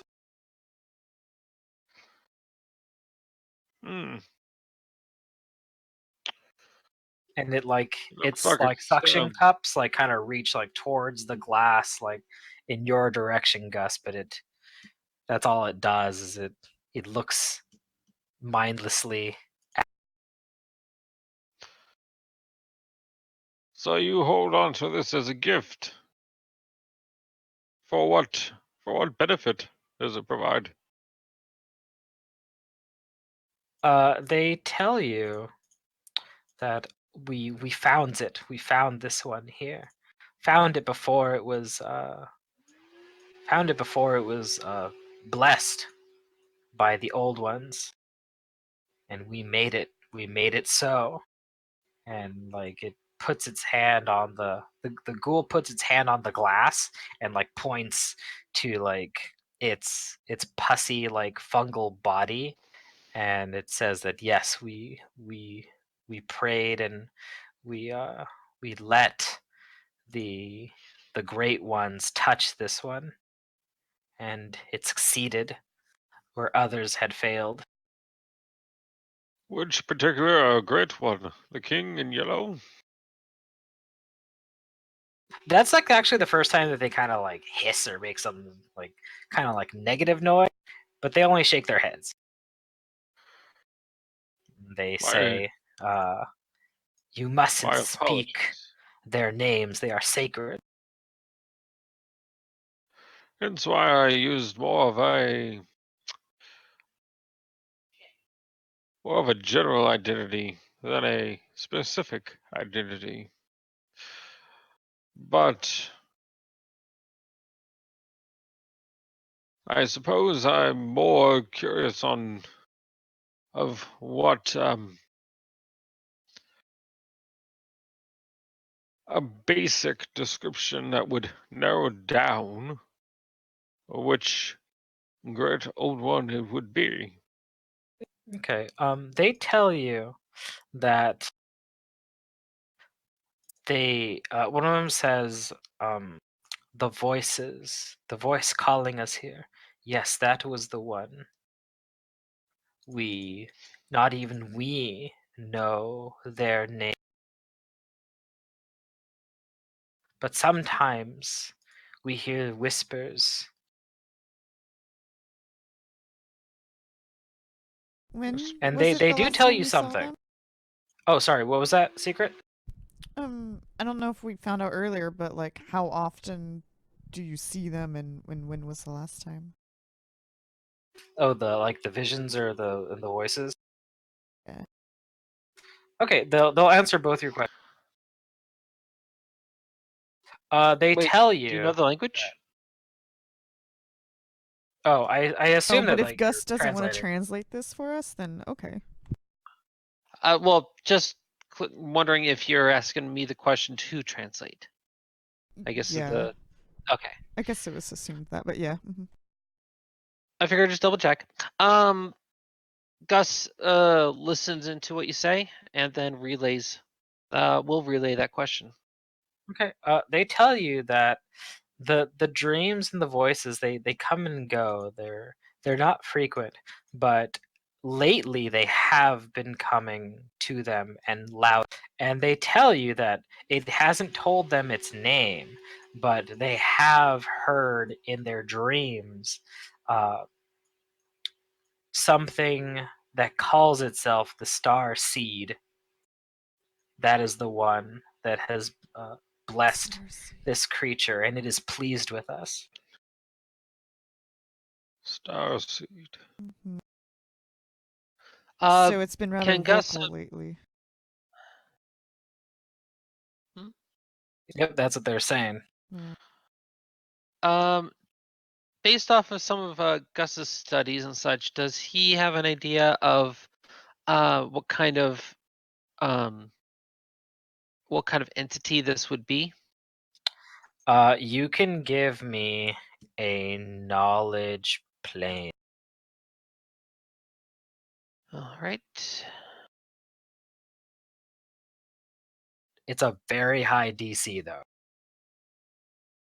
Well, then Gus will go ahead and apply his. I basically want to see 40s. Yeah, Gus is gonna apply his main bonuses and also his investigator bonus into that. That plus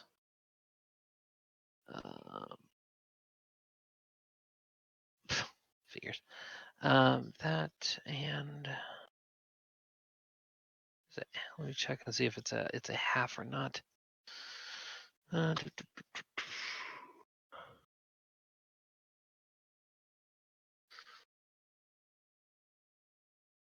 Okay, and then adding an additional 7, so that would put him at 39.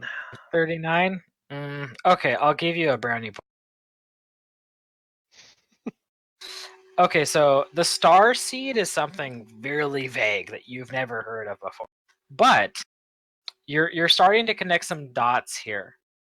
And you do recall that back in the whatchamacallit, in the Mysterium in the library, in one of the rooms you guys checked, there was a, I think there was a haunt or like some text in it that referenced this entity that had the nickname the Inmost Blot. And you think that these two things, the Inmost Blot and the Starseed, are connected. That it might be talking about the same thing. Starseed. And your friend Kaklatath was also talking about some kind of great old one, or something called the Inmost Blot. That even knowing about it is enough to spread its corrupt. Yes, question? Now Gus, trying to think here. So with okay, so Kaklateth was I'm trying to remember the name of the race off the top of my head here. Oh, yeah. Starts with an M if I recall. The Kaklatath referenced the race of Yith. Oh, right, Yith. Okay, so does Guest have any kind of idea on if this thing would be matching any kind of description of Yith? Ooh, is this a Yithian? The thing in the pod? Well, you Fingrim examined basically a dead version of this in one of the rooms before.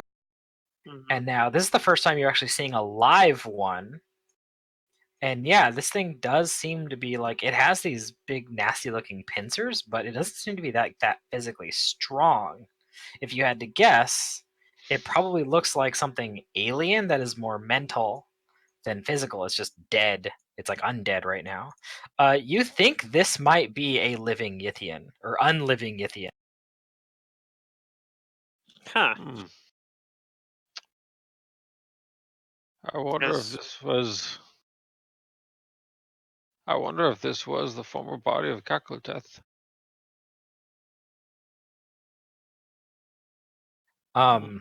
Everybody has a flashback to Kaklatath telling you guys it would be able to mind swap itself back, but it said there's something wrong with its. Yeah, That's what I This thought. body's dead. Or Makes something sense. is there.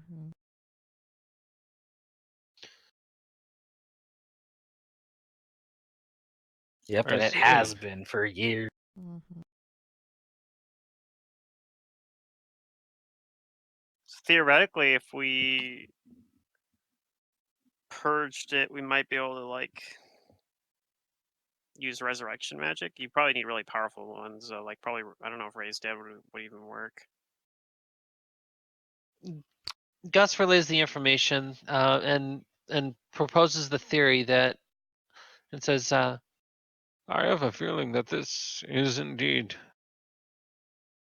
well, the undead body of Kakluteth. And this is why Kakluteth cannot return back to their body and had to assume the body of the old woman for the time being. I don't know what can be done at this point for this thing, as it's been taken by the eldritch corruption. Yes, perhaps the whatever has been going around smashing these had the right idea. To be honest.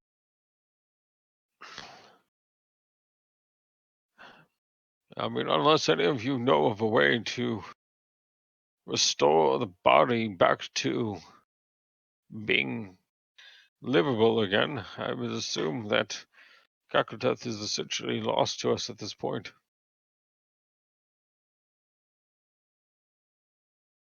But either way, Powerful body- magic indeed. it would take a miracle to get this fixed. Well, he looks back over at the ghouls and says, I And they look at appreciate you you. showing. Oh, sorry. Go ahead. I appreciate you showing me this gift, as it is, but this body belonged to someone we may have known. But nonetheless, what is done is done. and he basically steps away, but gives a polite adieu back over to them. And says, I suppose we should continue on towards our potentially certain doom. says that over to the ghouls and says, We'll have to take our chances, but fare thee well. Okay. And I guess like while you were kind of there, they were kind of like asking things like, "Oh, like do you like it?" or what do you think about it? And when you say that like you knew something about them, they were also very intrigued at that and might have like asked you like for more details about them. But yeah, if you bid your adieu, they actually don't. They Yeah. they look like they kind of had a nice little time talking with people. and Gus would have provided during those occasional questions like a couple simple answers, but enough to at least appease them for a little bit. The general, the basic information that he knew about Kakoteth. Okay. They tell you back that they have no idea what the old one has in store for this one. That they don't. The one who called them here isn't the one that they know intimately, and that they their interest will probably only survive as long as like they continue to receive dreams and visions and gifts kind of like this, and that they do say that at some point we will return home. And when you do return home, What will be your plans at that point?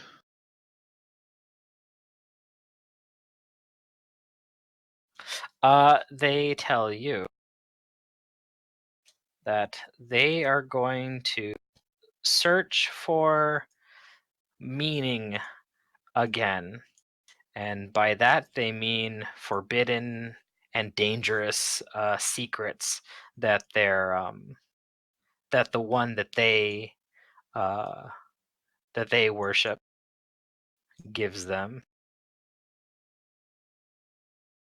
Um, They tell you, and in a hushed voice, that they respectfully refer to this old one as the haunter of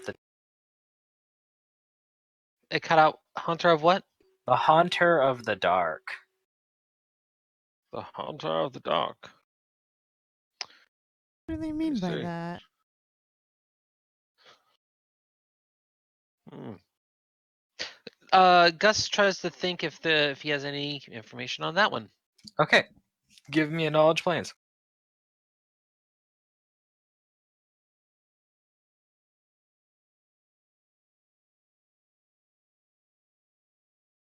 Oh, that's a much Gus, better one. Do you want to add some more to it? yeah, Gus is going to add some more information onto that.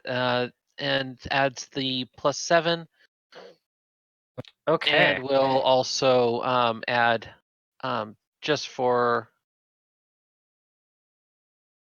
Let's see, 36 +7 would be 45. Just heading above the 50 threshold, but no. Okay, 47. Okay. This is a great old one that you think you actually do know by because they're one of the more one of the more like not like social, but it's a great old one that more mortals know about because like this one does like to share forbidden magics and secrets and stuff like that. Other aliases you know for this one is the Crawling Chaos and the Black Pharaoh. Oh God. But you know him more by name as Nyarlathotep. Nyarlathotep. You think that's who Oh they're God. talking about? That's the one they worship and revere. But you still don't know the name of the one that called them. Tell me, how long have you known of the faceless one, the one the one with 1,000 faces? Okay, and they do kind of like they shush you when you say that. It's to keep it high. And they say for many of your mortal lifetimes, and we will speak no more of them unless you have secrets, things to trade. I figured that one would actually enjoy the trade of secrets. Secrets are sacrifices, as they kind of like look at some of your companions, and they kind of chuckle at that one, like they're half serious.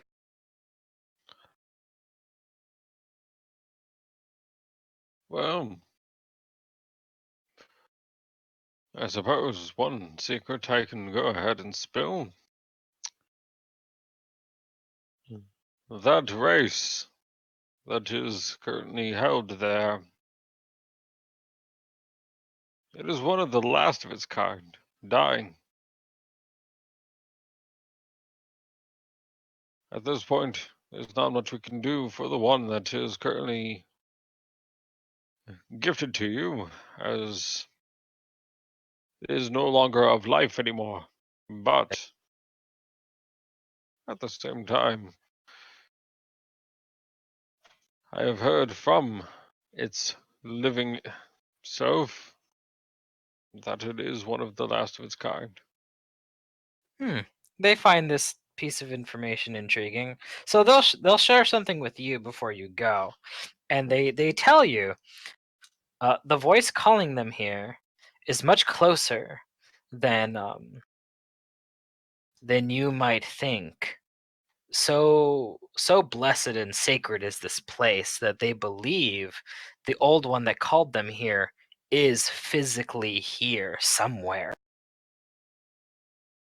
calling to them from the deep.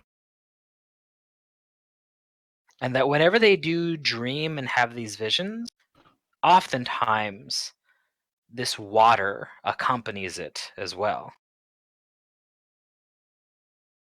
And this is the one that Actually, just to make sure I am, as the player, I'm on the same page. So this is the one that they're referring to here is the one that provided this plague to the this infection to the youth. Mm-hmm.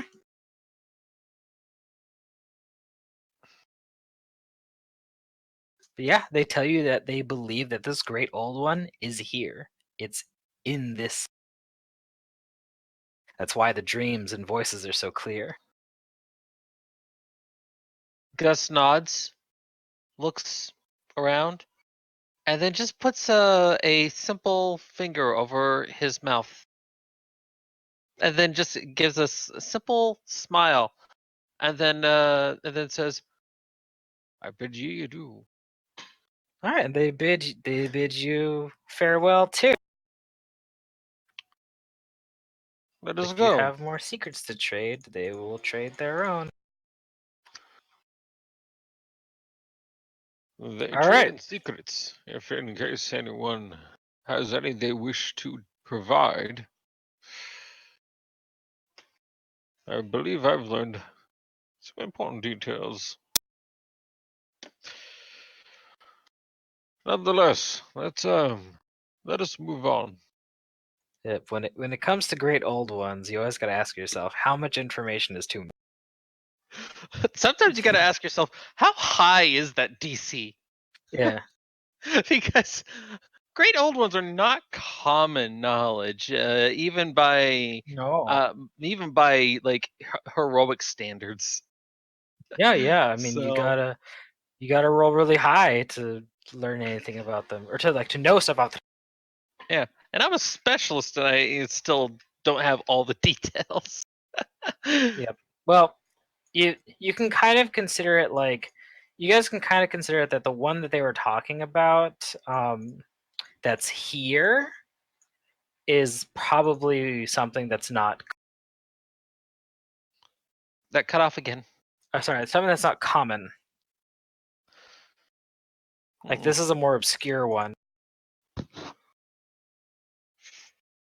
Um, But yeah, I guess I'll bring you guys back up here. So for everyone, what do you guys do from here? anyone? This was one big circle. Does it look like those gash marks on the wall continue down this? Do they continue down here? Let me see.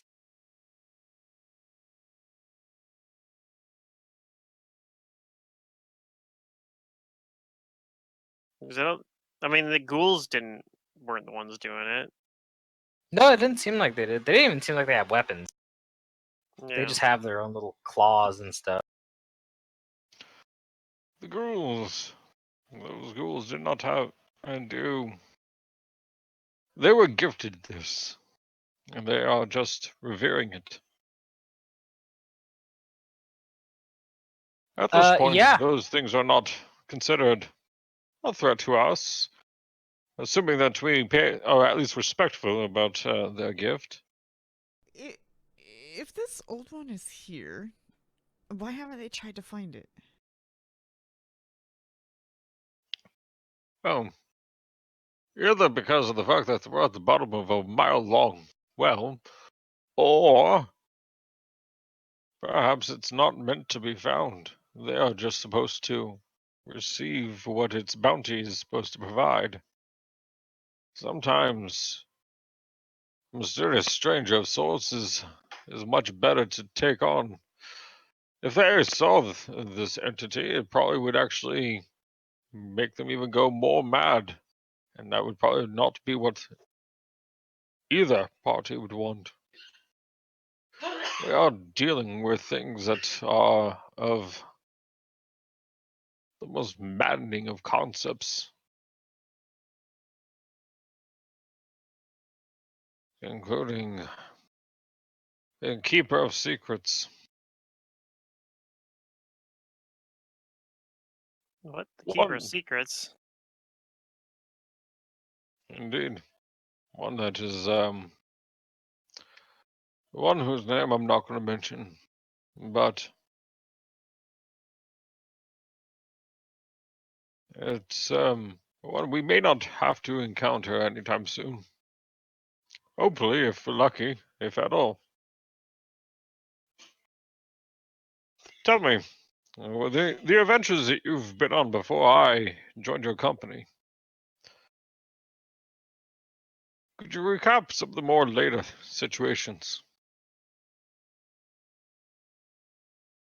I recall you've gone to the dream world.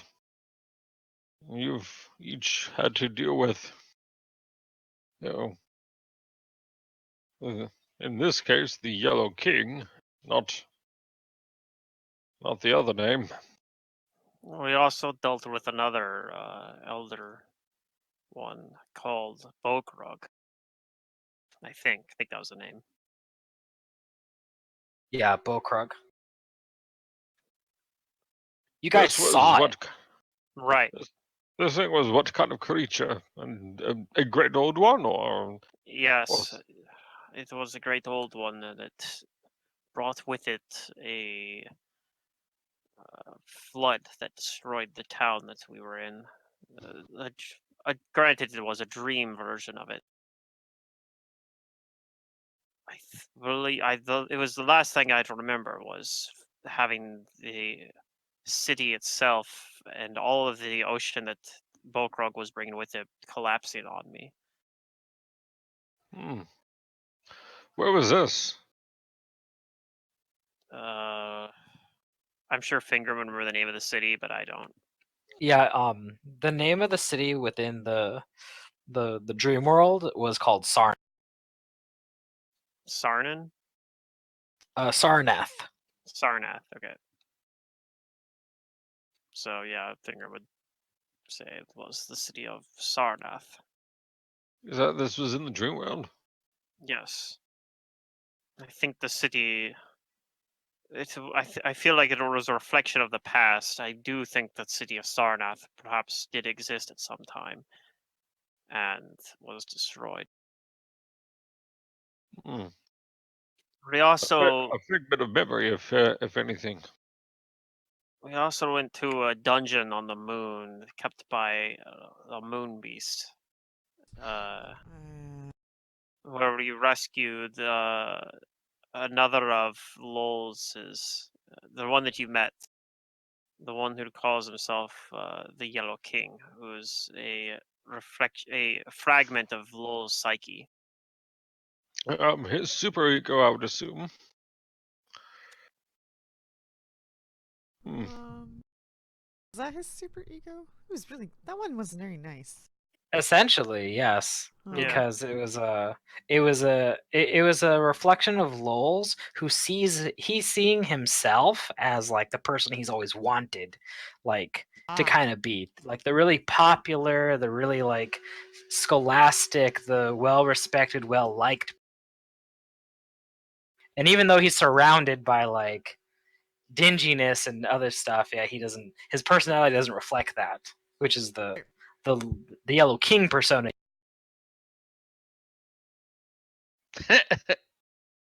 Yeah. Well, I mean, that's why the super ego is like what you see, what you want to see yourself as, where the ego is more grounded in. Yeah. Yep. It's the whole thing on Freudian psychology and the three aspects of psyche of super ego, ego, and id. Yeah, which is why We're it should be chasing very id. scary that that the id is all that's left. Yeah. I've learned from Xenogears, you don't mess with id. So, Nope. yeah. So, let's see. Hold on one moment.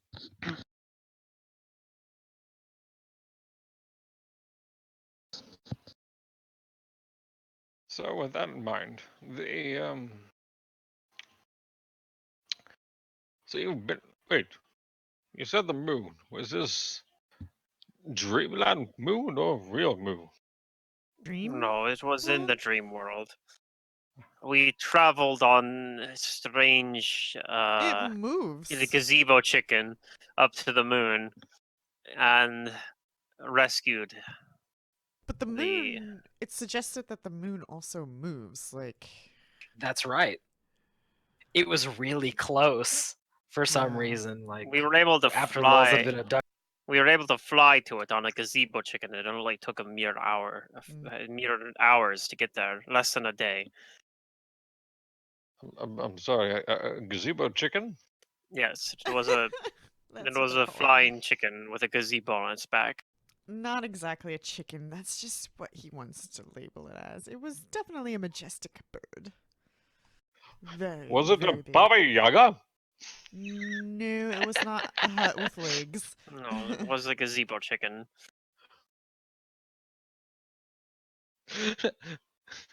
My girlfriend got the Sure. joke. I'm sure it has. I'm sure it has like an actual name that I definitely don't remember. Yeah. And I just know I It was called it also the a gazebo. lot more scaly than people are recalling it. Yeah. Yeah, I called it Um, gazebo chicken every single time we dealt with it, and it was actually very very friendly. But Surprisingly, it it looked. talks like nails on a chalkboard though. I mean, It yes, has but this really high pitched voice. its heart was in the The right shrill? place. It was Yeah. very polite. I would not at all be upset if I saw it again. I say that, but I'm thinking on it, maybe I would be once I heard it talk. But it was very nice. Well, at least that's a bit of a relief. The no.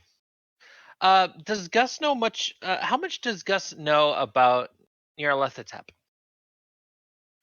You know enough that you're not crazy.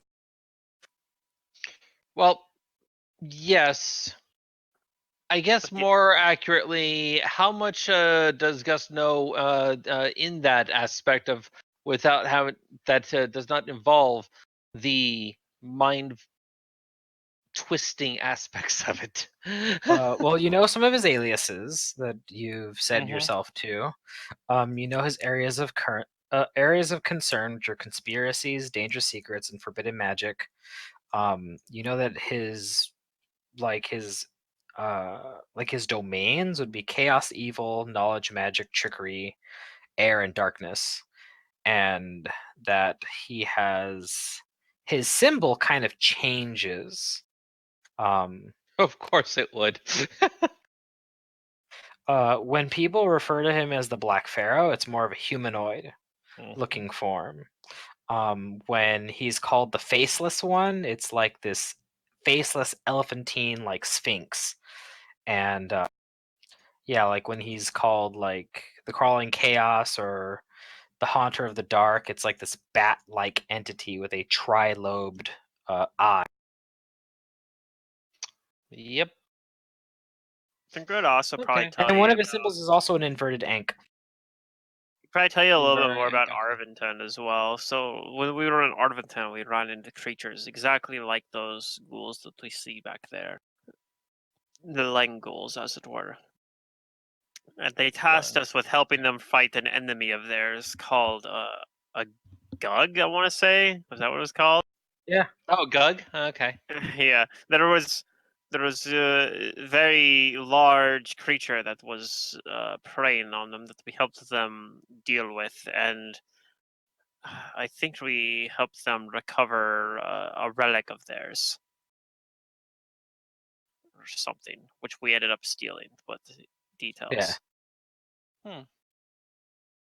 Details. But we did help them with the Gugs, and yes, I wasn't really able to communicate with them, but Sister Maria had some language she spoke. It didn't sound the same as yours, but there was a language that Sister Maria was able to speak that the Lenguls were able to understand.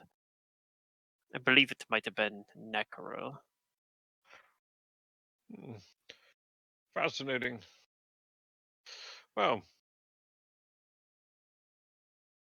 considering that Necro is not one I know too much of. Let's Oh, yeah. see. We also met a dream hunter named Nestor. A dream Yeah. hunter. Yeah, and then we met him again in the waking world, I think. Fascinating. Yep. Were you recognized when encountering him? Yes. We saved him back in the dream world. He was being preyed upon by some strange cat-like creature, I think. And we met him again while we were moving down to Casimir along the boat. In I forget the name of the country. Human countries confuse me. But is that country north of Casimir while we were on our way down here. Which country was north of Casimir? Since It could have been since I Gaul. reside in it. Let's see. I'm trying to remember now too. Might have been Galt, but I don't remember. Yeah, I think it was Galt. That sounds familiar. I think it was started with a G. Hmm. Yeah, Finger might not necessarily know that, but yeah, I'm pretty sure it was Galt. He had.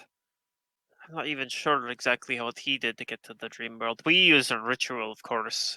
You've seen it before, but I think he had some other way to travel in the dream realms. He's a very interesting person. Because Casimir is over in Taldor then, right? Yeah. So let's see. Galt. Yeah, Galt would be north of it. Yeah, that actually, we actually met him like the same session that we got to Casimir. Like it was like right before we got there, or maybe even we met him in Casimir right when we got there. I feel like it was right before we got there because the notes I have for it also mention that's when we met the outrageous Molly Mab Yeah. and Ethan Baylor. Like that was the same session that we like reunited with Nestor the Dream Hunter. I don't know. I'm like looking through notes that I have on here and like kind of remembering it myself. Hmm. I want to play that character sometime. Molly Mab Yeah. or the Dream Hunter. No, the outrageous Molly Map. Yeah, That's like her name. yeah. She's very she a queen? outrageous. She's outrageous.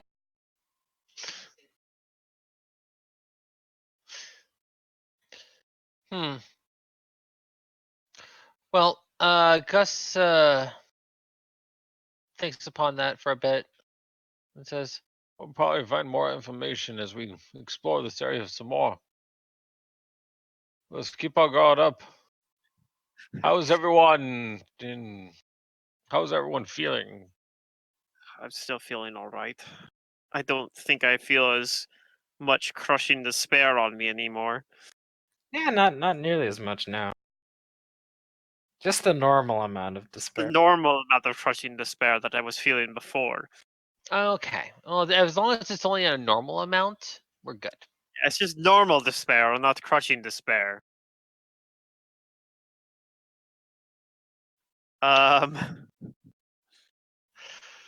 Yes, we also had, if you go back far enough, to session 39, Tickle Me Night Gaunt, the best session name of the entire campaign.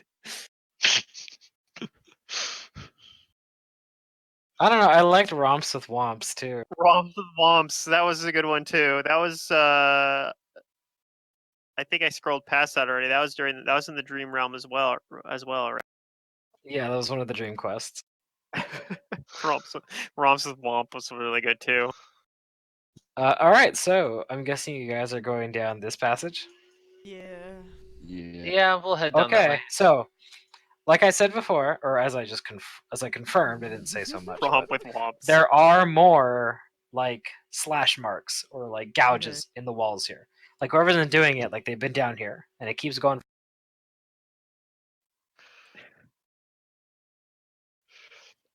Is Gus able to pick up if there's any of the, I guess, corruption that or any signs of that the corruption or that was we've been dealing with those infected Any signs of the corruption, like of where, like in the direction on we're the going? like yeah, on either in the direction we're going or on the walls with all the claw marks on it. Okay, so I'm actually gonna say that no, you guys don't see that really much here. You mostly only saw it in these little alcoves where a lot of these shattered pods were. You saw like very small amounts of it, but then like there was the fully infected thing that you saw too over here.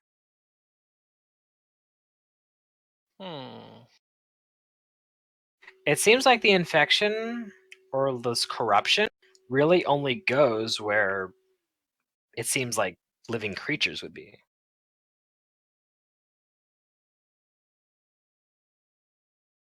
Interesting. All right. I guess we carry on. Okie dokie. You follow the gouge marks. And eventually they lead you here to another forest. Ah, no. The gouge marks to this point when we have come across them, which ways have they've gone what across the area with the multiple pods, right? Mm-hmm. And then it went downward towards where we had to go around, encounter the ghouls, and then now it's coming down this pathway, right? Mm-hmm. Which way are the claw marks going between these two forks, or these two paths in the fork? Oh, if you look out for them, you see them in both directions. This thing's just been everywhere. Okay, Multiple well, times. And along with the gouge marks, like where it looked like there was intricate carvings, it seems like the gouge marks also serve some kind of purpose as to make carvings of their. And you start to see more depictions of bestial creatures, like things with many limbs and particularly like big razor sharp mouths, because gouge marks can kind of like can depict that in stone. It's probably the easiest thing to draw is big sharp teeth and lots of gangly limbs.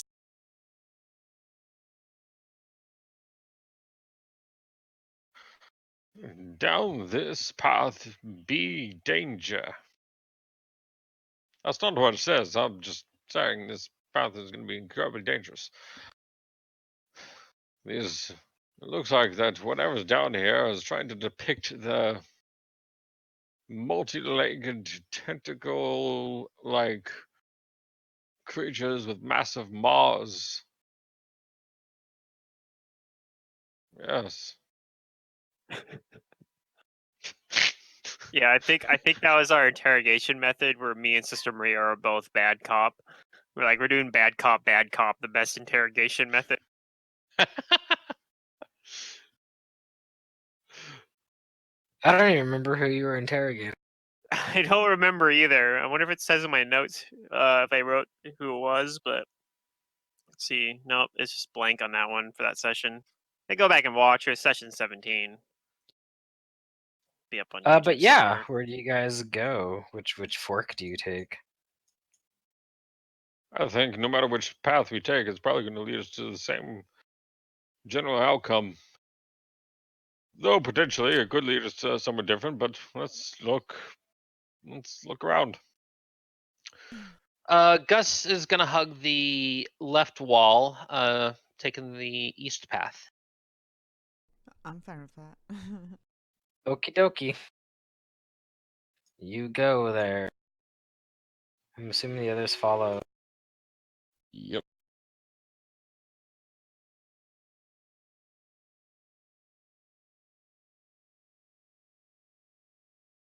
It's like session 5. I don't know why I laugh every time I see it. It just does for some reason. That was the what was it? It was actually not. It was the what do they call them? It was like the thing that had like the human face but a rat body. Yeah, the Ratlings. rattling. Rattling, yeah, that was the rattling back in session 5. I don't even know why that name's like so stupid, but like it. I don't know. That's why it's funny, I guess. It's like a colloquial name for a monster. Yeah. That name for the session. That's like something that like middle school me would come up with, and it's still funny for me for some reason. That's probably why it's funny, at least to me. Anyway, All right, so you're seeing some I've gone through things the in whole here. list, so that's I'll Gus read you a description. Gus sees down about this far. Okay. oh, and then So yeah, you see some stuff. Assuming that we're in darkness and such, or at least darker lighting, dim lighting. I guess yeah, it hard is to like. dark. It is darkness. I think there isn't any natural lighting here. So if anybody has light that they are using, it's also nope, good. I do not have light. Are you I've still been running around using- blind, or well? No, blindness No. on Cormac only lasted for a few rounds, so it wore off like as soon as that fight ended. We drank dark potions when we first got Mhm. in here, so or darkness. That's true or too, dark and vision. that lasts for hours per Oh, level. okay.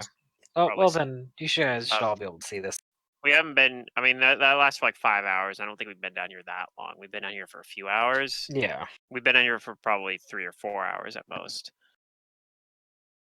Okay, so what you guys are seeing down here. So down here, you can see some of these like columns and stuff. You see these thin columns that seem like almost insufficient to hold up the ceiling of this very strange shaped room. You do see like almost all the way at the end of your vision that there are these, you can kind of see these here, these not the round stony things, but the the rectangles here, these are actually doors. There are these doors that are just wide open. They're these like 2-foot thick metal doors that are open at the top of a low dais. But in front of those doors, these stone things, they're not actually stone and spherical or round. That's kind of like the placeholder thing that's there for them. What they actually look like are these 3 statues of cone-bodied creatures with savage pincers and lots of tubes and stalks.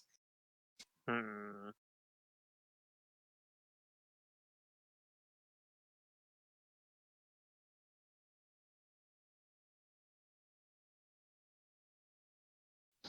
Statues of youth. They could be. They actually do look like they're statues of Yithian. Strange. Gus is going to just go invisible briefly. Not using greater invisibility, but instead using his These are bigger unseen. than Yith, right? Like the scale. Yeah, like these are big statues. So I think it's pretty unlikely that that using like break enchantment would do anything to these. Like they actually probably are real statues rather than petrified Yithians. Yeah. Okay, so Gus uses invisibility. Yeah. Yeah. Yeah. He's using invisibility. I should still Just have see invisibility up, so I can see you doing Yeah. that. Okay. Yeah. So And he then goes you in move and in. he's gonna look around. Yeah. Okay. So when you move in, Gus, even though you're invisible, these statues begin to move. But they don't move towards you. They just kind of start like moving their limbs and stuff like that. They kind I of hate this. they do like wave them like almost like forebodingly. Never trust a statue, everyone. Yeah, but these are upfront about it. Gus is looking at these statues, and he's gonna see if he can try to discern anything off of this. Is there anything he can figure out based off of what he's looking Give at? me a knowledge arcana. I'll move a little bit closer as well. Kind of hanging to the back here a little bit though. And I'll roll a knowledge arcana as well.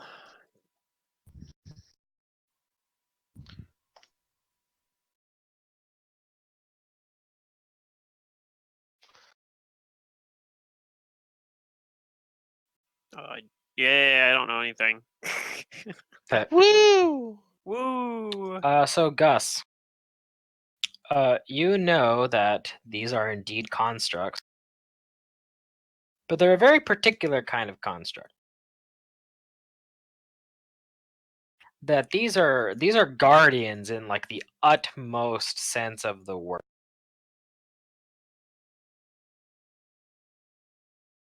Okay. They are like each one is basically kind of attuned to like a faith or like a domain or some kind of ideal, and that these are purely sentinels, that they probably won't attack if they see that you possess something that matches their threefold domain. What are the domains? That's a different question with different roles. Okay. What can I roll? Well, if everybody wants to try and pitch in on this, then we can get some rolls. I'm gonna move further in here and like look over like this way. What's past these like weird little pillars over here? Is it just a wall, or is there Oh another yeah, I can hallway down illuminate here? some more of that. Yeah. I mean, we could just go up. Yeah, see, there's like another hallway. Look at that. Yep. Is Sure anyone We is. found down below another us? I'm assuming there's stuff this way too, since we're yeah. This place What? seems to be Look at symmetrical in this. some This. way. Look at this. This is the sort of madness that Yeah. Anjou would have thought of. A little bit. Madness. Well, maybe not. Maybe there's like something over here. I don't know. Maybe there's a There's little purpose to alcoves this here. fucking square. Still Like blacked out. I'm suspicious. maybe there's a secret door in this alcove, and there's like a hidden closet over here, like a janitor's closet or something. Well, here. Secret tunnel. Here. Secret tunnel. But No, I The- still don't believe you. the map maker that I am, or the map like hodgepodger that I am, I've covered up Oh hidden no, parts of the map no, by you like don't even have copy to pasting because things. I've seen how Paizo does the map interactive Folios? map thing or whatever, like the PDFs, and you could toggle the secret rooms on and off. Yep. So I am wise to the ways to your Paizo ways here. And and I'm gonna spend 30 hours looking for a secret door. No, I'm not. But Gus himself doesn't give enough fucks to actually. No, I'm not actually let gonna me do know. that. Although Finger might have a little bit of like, because he's a dwarf, so he might have a little bit of sense about this weird like, is there a room in there? Like, because he can sense that there's like space there.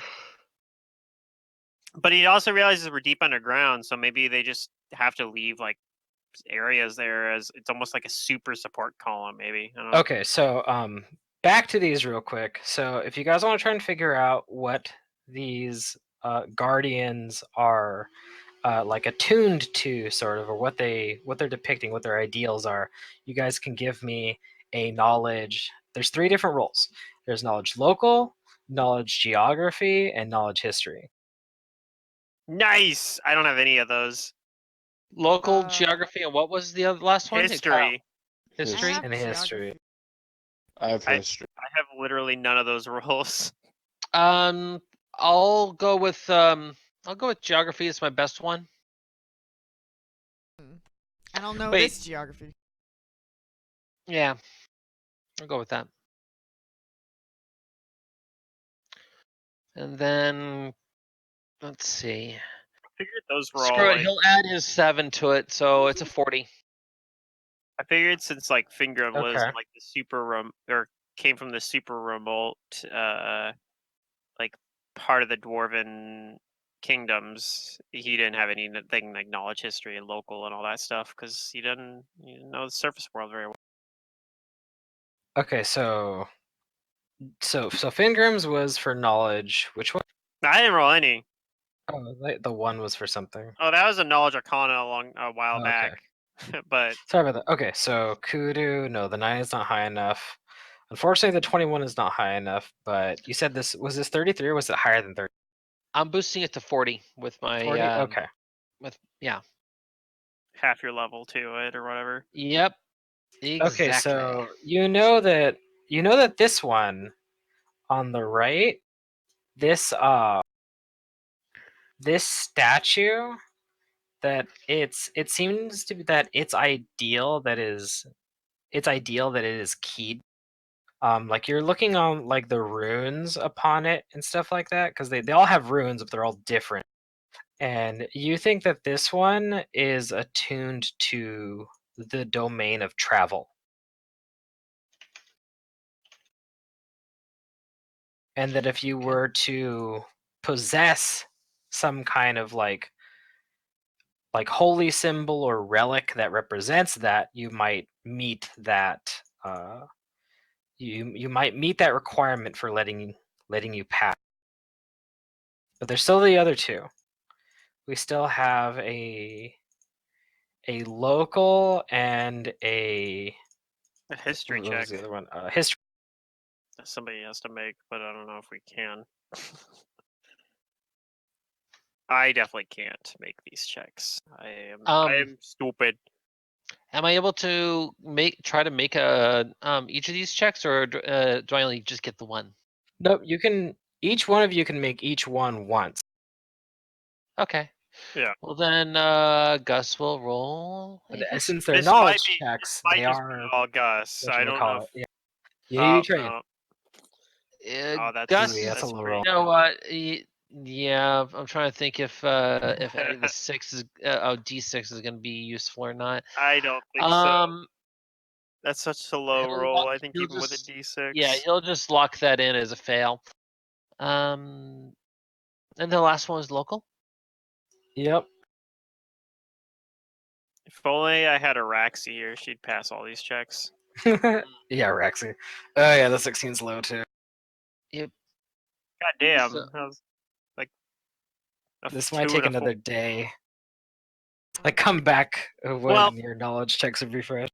We were talking about going back up to the surface to get rid of that, to like actually get rid of that weird ghost thing as well. So like that's not a big deal. Yeah. Or we could just tempt fate and just try to walk through. Yeah, just shove your way through. With these big Never- ol' never flailing trust a like statue. Yeah, don't trust them.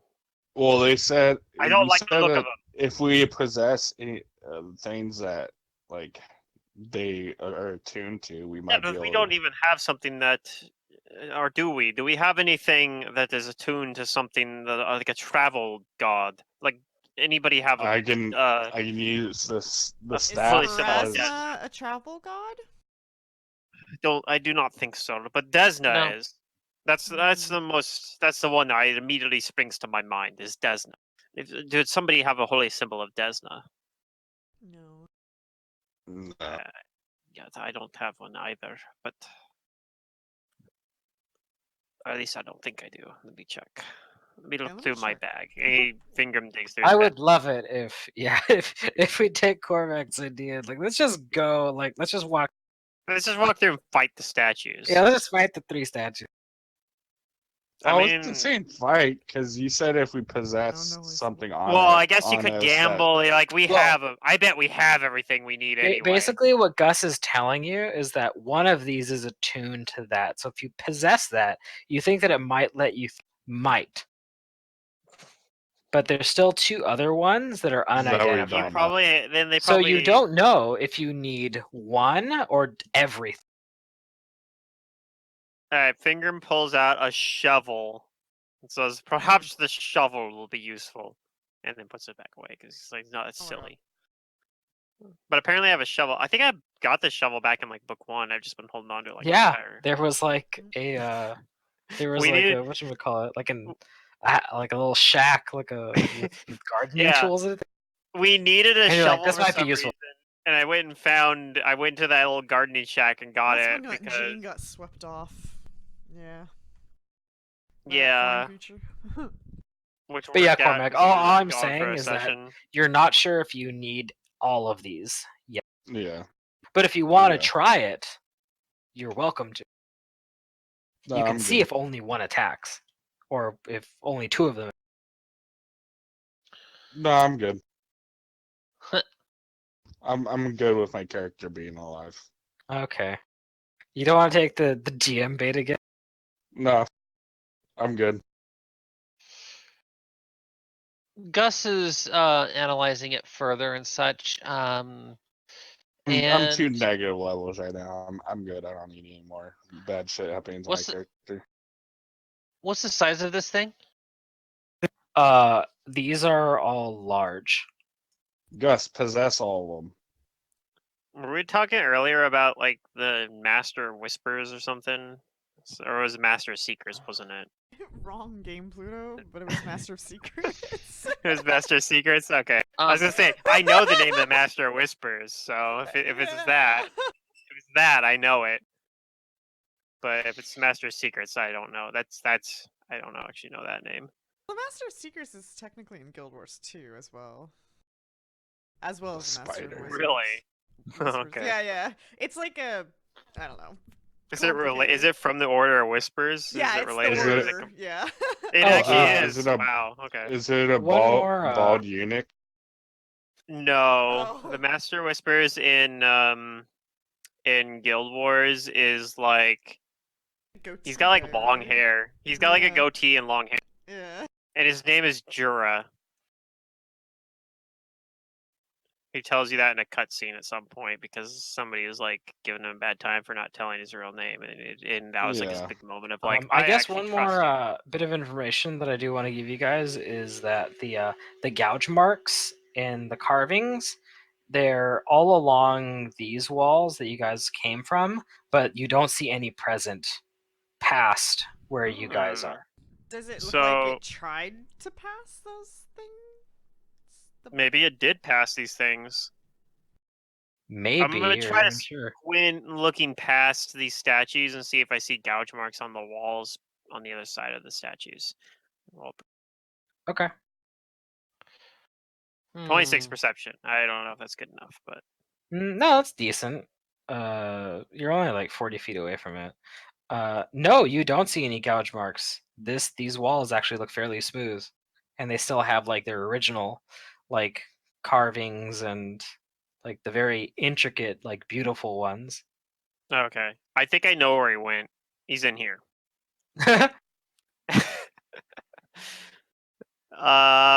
Or he looped and he's down a different hall somewhere. That's possible too. So so Gus is gonna I don't know, he doesn't actually have anything that can control a construct though. He thought about doing picking up greater object possession, which would allow him to possess a construct, but unfortunately he did not pick that up. You caught the tater. Huh. Tater salad. Potato girl? You have a son named Tater Tot. Yeah.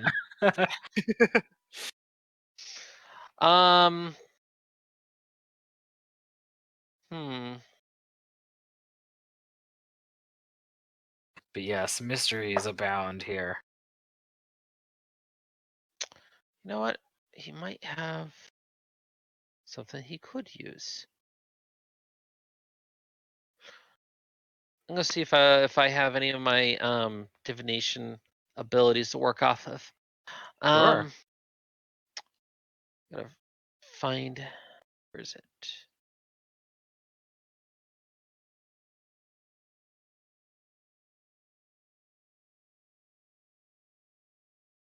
It's class features, I think.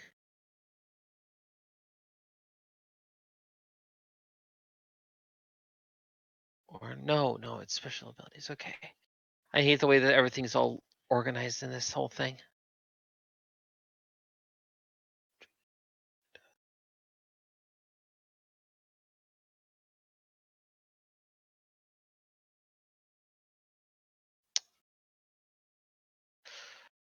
Gus is going to use Future Gaze, and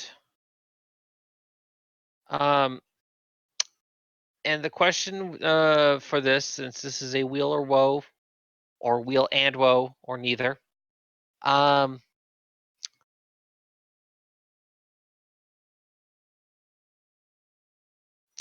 Will the aspects that we currently have amongst our group allow us to pass safely among these constructs?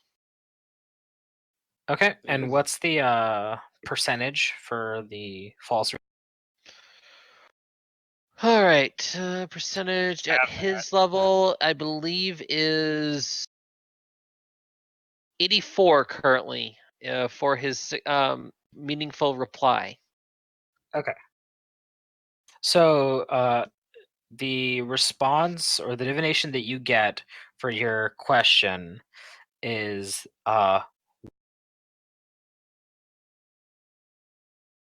It cut out. sorry, your divination you get is woe. We are not ready to pass through here yet. We do not meet the prerequisites. We may need to head back to a place and see if we can try to obtain means to allow safe passage. I knew a guy named Benny, and definitely had means to access all these types of things pretty easily. Always had a holy symbol of some kind. Mhm. It's time to call in favors. We do know a creature that has some stuff that we might be able to get, but we need to figure out all the things that we can get. Well, one of which that is needed in order to pass is going to be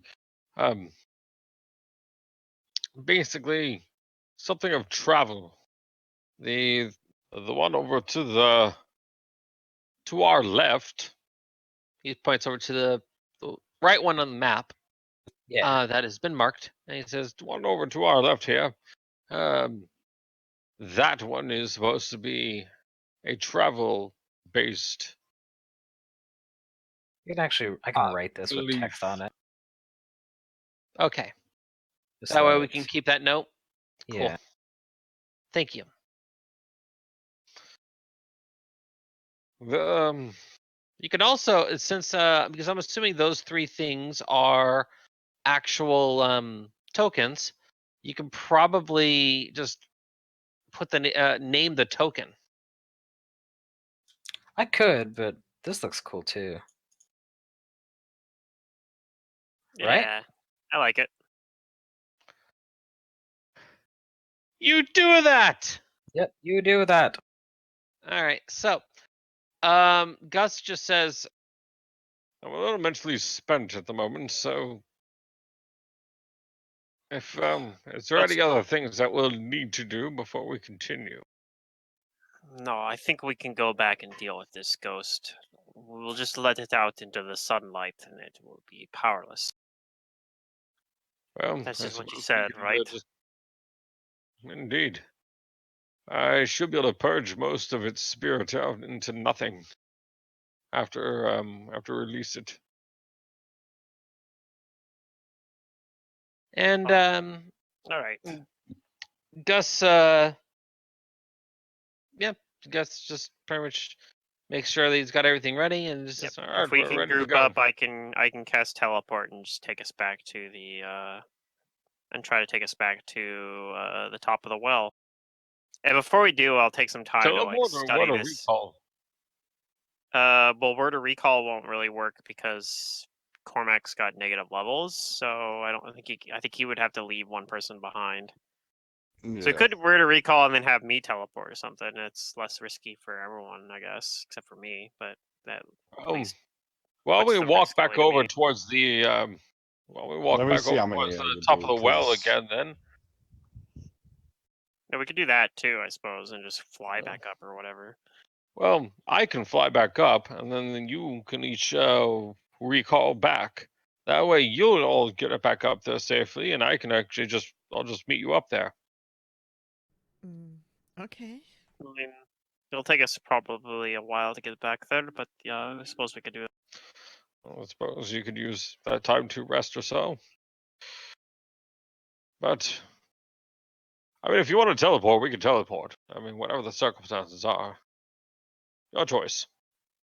So this teleportation magic is a little bit unstable sometimes, so I can understand the want of caution. I could bring a person at 3 or a person every 3 caster levels, not including myself. And an So additional with your Oh. current negative levels factored, That's 12. what are you at? You can still do 4 then, so you actually could Yeah. move us all. Yeah, Because there's 4 people you have to move in addition to yourself. Okay, so we could just word a recall back then. yeah, sounds like it. All right, that seems like that's probably the better way to do it. Yep. Because we're going the place you have already pre-set up with the word of recall. Yeah, yep. I will do it. Whenever you guys are ready, we'll do it. Ready to go. basically. I could use the teleport instead to try to go back, and if we wanted to get like some holy symbols, Yeah. I You could know use what? teleport to go back to like a town somewhere that relatively Maybe we within the can range. use I mean, your the range is really teleports to long. get supplies too, because we came into a lot of wealth that we can maybe buy some stuff. That would Yeah. be a Help us, good but- idea, actually. We teleport to a town, we resupply. Because I have 2 We- teleports prepared. I could Mhm. teleport. I could teleport to a town and then teleport us back. How far is the word of recall? Oh, I could take if I said it, I could travel anywhere on. a Yeah, the word plane. of recall is set to the camp though. I think right now, right? So we can teleport there and word of recall back. Yeah, it'd take me another day to prepare though. Right. Well, I already have 2 teleports, so like, I mean, we're If gonna you have wanna do to it- probably rest anyway, so if you want to do it today, that'd be the way to do it. But let's go up and deal with the ghost out in the sunlight first. All right, he's gonna word a recall. 'Cause, Everybody yeah, back like up. what's the range on Okay. teleport? It's like You guys can hundreds of all miles. get around Cormac.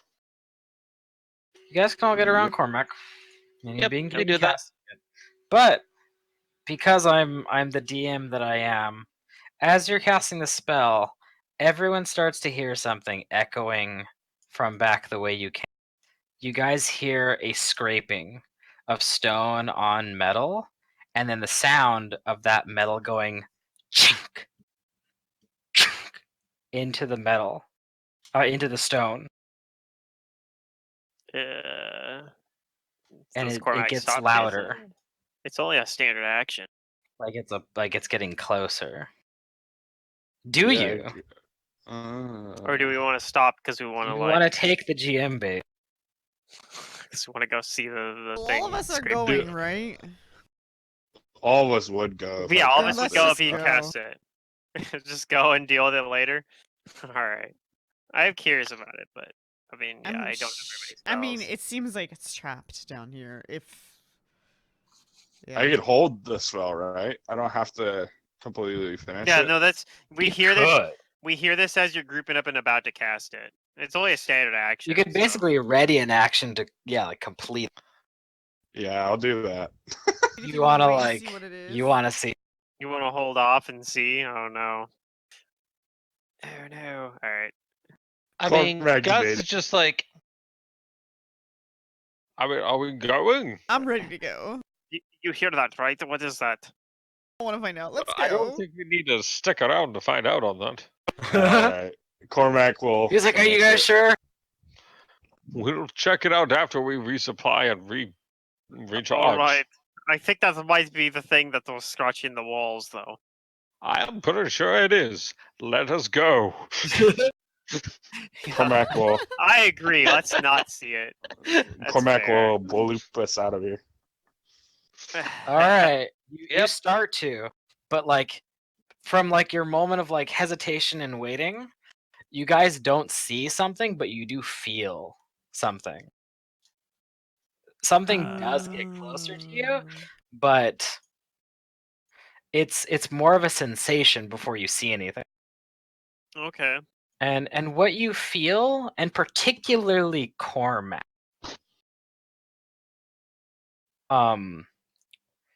you feel this like everyone feels this like malaise come over them, but Cormac, you feel this like cold, this like foreboding sensation that almost like kind of like threatens to take like your god's like influence from you, almost like for a moment like your divine power was almost like gone from you, or that like the eyes of your god could not see you anymore. Jesus. Yikes. Oh gosh. Hmm. It's like some sort of anti-divinity thing, maybe. No, it's just a great old one. It's something terrible and wonderful. It's our party wiper is what it is. Maybe it's like it's kind of like this book's version of like the slasher. I think it's a cool thing. And I've liked how, now that I understand this area, I like how they kind of like Hint set up about it. most of these rooms to like hint at, with like all the gouge marks and like the carvings and stuff like that. You guys see a lot of it, but you don't actually see it, which is part of like the Lovecraftian horror, is just like describing something and you never. Yeah, well, we might still see it because it's high level. Yeah, because this is Pathfinder. But yes, we don't necessarily have to see it. It might actually be better if we don't. We might actually want to avoid it. Yeah, so do I Yeah. get the spell You off? mean Because I seeing cast. it Yep, is you get the bad. spell off. You don't. The other horrible part is you don't see it. You just feel. And yep, Yeah. you guys you're gone. You're back to whatchamacallit, the Woohoo. tower. okay. Gus will take how much time Cormac does the team need? after casting it, like when we bloop into where we go, Cormac like drops to a knee, and like since he felt what he felt, he like grabs his holy symbol to make sure that he still feels that like power in it. You do now, but like Yeah, you haven't felt like anything like that in your whole time that you've known like nothing has been able to just like take your god's power from you like that. And yeah, it does leave you with this like terrible fear of uncertainty. Gus just looks back over and just says, Are you all right? that presence, it felt like it was stripping me of my divine abilities, but it didn't complete it. I'm gonna try something really quick. It's gonna take some time. He's gonna cast clairvoyance on that Okay. location. Oh, you want a clairvoyance? Actually, hold on. Let me see if I can. You're like, wait, do I want to? Yeah, gotta see do the I want? page, Actually, probably. it's more of that. I gotta check and see if I can actually reach it. What the Yeah, Um, yeah, the answer yeah. is no. You're So no, I Frodo. cannot. You're Frodo putting another ring on him, seeing Sauron's eye. Yeah. Okay. I mean, just in case you did, I had something I could have given you. Okay, that works too. Scry might work, maybe, but I don't know if we have enough information to scry on. Well, we would have enough information maybe in that room, like describe that room that we were in. But doesn't scrying have to be like a person or a thing? It's not like a place, right? There's certain ones where you can, I think you could just scry into a room, but I'm not sure. Well, I think that's what like clairvoyance, like that's the purpose of clairvoyance, but I don't know about scrying. Scrying is observing a creature at any distance. Yeah, you see, it's just a creature. Yeah. However, You know what I Gus mean? can do one thing, which is let's see. Let me see how far this this thing can go really quick first.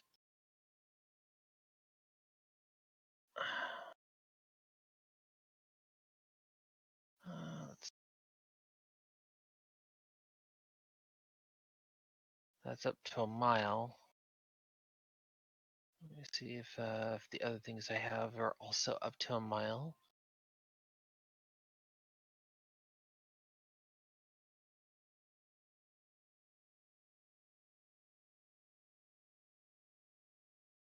All right, guys. Okay, yeah, both of which are a mile. Okay. Yeah, there's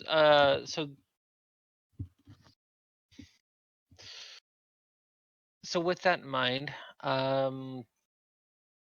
Gus says I cannot actually detect. I won't be able to actually sense much. At least at this distance away from where we were, because we were at least a good mile away.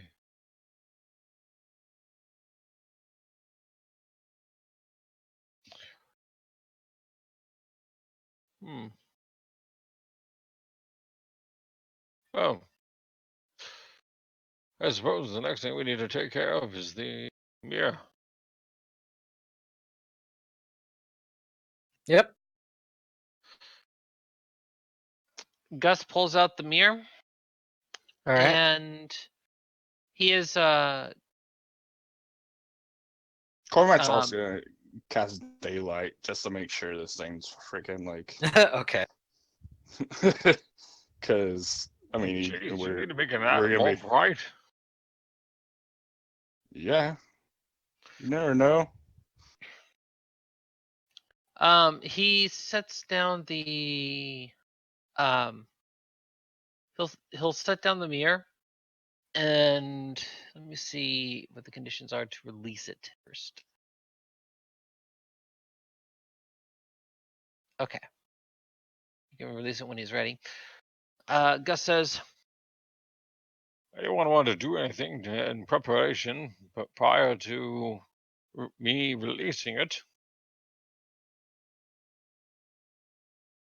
I can any summon a protections force you wish sword. to do.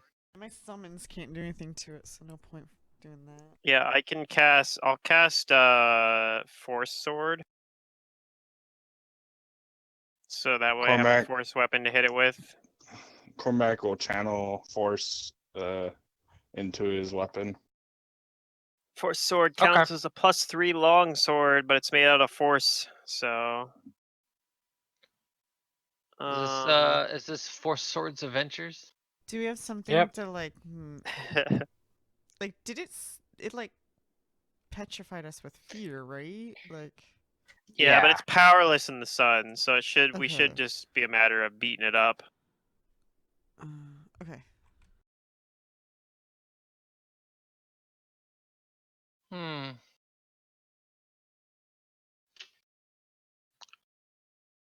All right.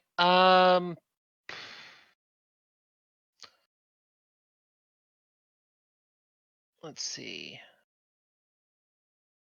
So setting down the mirror, he is going to pull out his cane sword, Mm-hmm. and then let me see if I have. I guess I'll stand back somewhere where I can get a clear shot. But I don't know. I would advise you don't stay all close together, lest this thing actually paralyze you with fear again. In fact, let's see. It was a gaze, though. I think, right? Was it gaze? I think so. No. Aura. No, I think it was It was aura. Yeah, aura. because It it was didn't. just literally- it's it was like literally- screaming and stuff. Yeah. Yeah, So it no was matter literally where like we on top are. of us. Hmm. I wonder if she cast silence, it would probably make it to where it didn't work. But some Maybe. creatures can ignore silence. So Gus is going to start with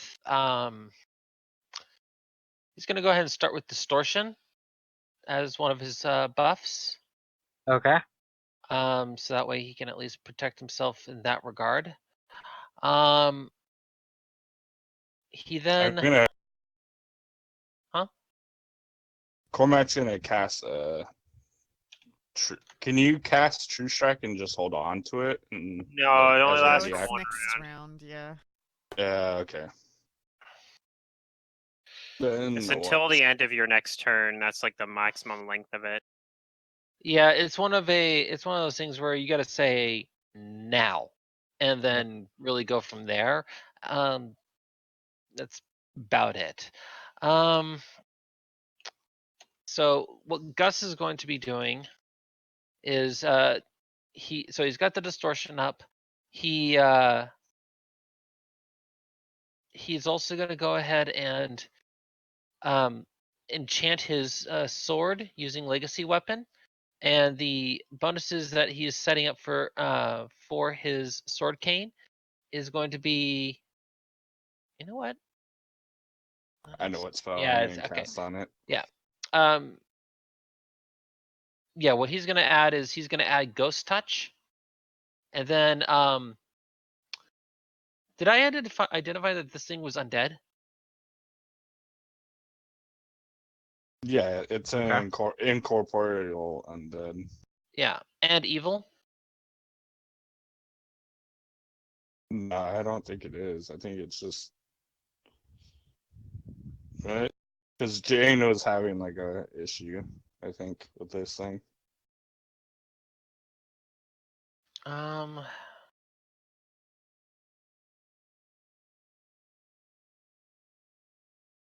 Let's see. I'm just trying to think if you know what, it's probably at least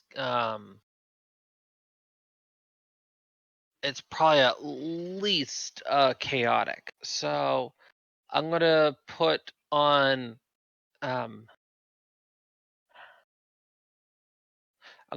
axiomatic as my other one. And then let's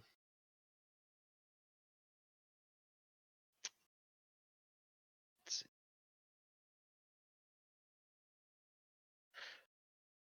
So and then he goes and asks the party. All right, are you all ready? I think so. Where is it gonna spawn? He is.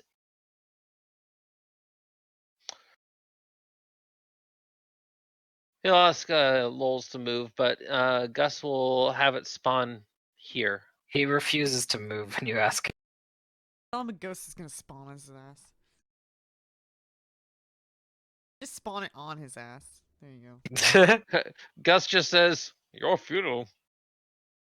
All Call right. back, then well, I'll come intercede over and here, I guess. Nose, move your ass. On it. Dead Caclatech still on the battlefield. he like moves over a little. and See, he goes Cormac and knows how to talk to him. Yeah, Cormac doesn't give a shit about him. He'll kill his ass if you really wanted to. Even though we need him, like he's not taking shit from him. if you're going to be doing the true strike, this will be the point to do it. Gus gives a 5-second countdown. Okay. 5, 4, 3, 2, 1. And Alright. the spirit shows up. appears. And are we doing initiative or surprise? And you basically all jump it. Like it comes like out of the mirror like screaming, and it's still screaming, but it's like all of these like souls are like rolling and roiling like on the ground and like sizzling as the sun basically like does make it powerless. It really can't do anything. Yeah, like I just beat on it with a force sword. Like I don't even need to enhance it Cormac. anymore with my arcane pool. I just like a +3 Cormac force adds to the longsword is probably all I need. Yeah, you guys Cormac adds to basically the just light mob damage. it and beat it up. And if you want a video representation of what you guys do to it, you can click on that link. Yeah. Cormac would have cast Searing Light to just probably finish this thing off right when it spawned. Because it's vulnerable to light, so it does 10d8 right off the bat. But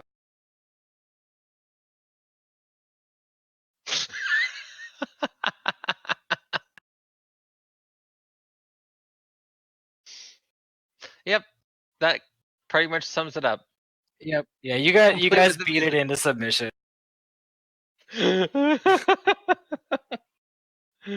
So, yep. It's just screaming and wailing while you guys beat on. Yeah, it's gone. It disperses. It just becomes ectoplasm. Yeah. Alright. Was fun, ghosts. Yeah, Was fun. there's some free experience.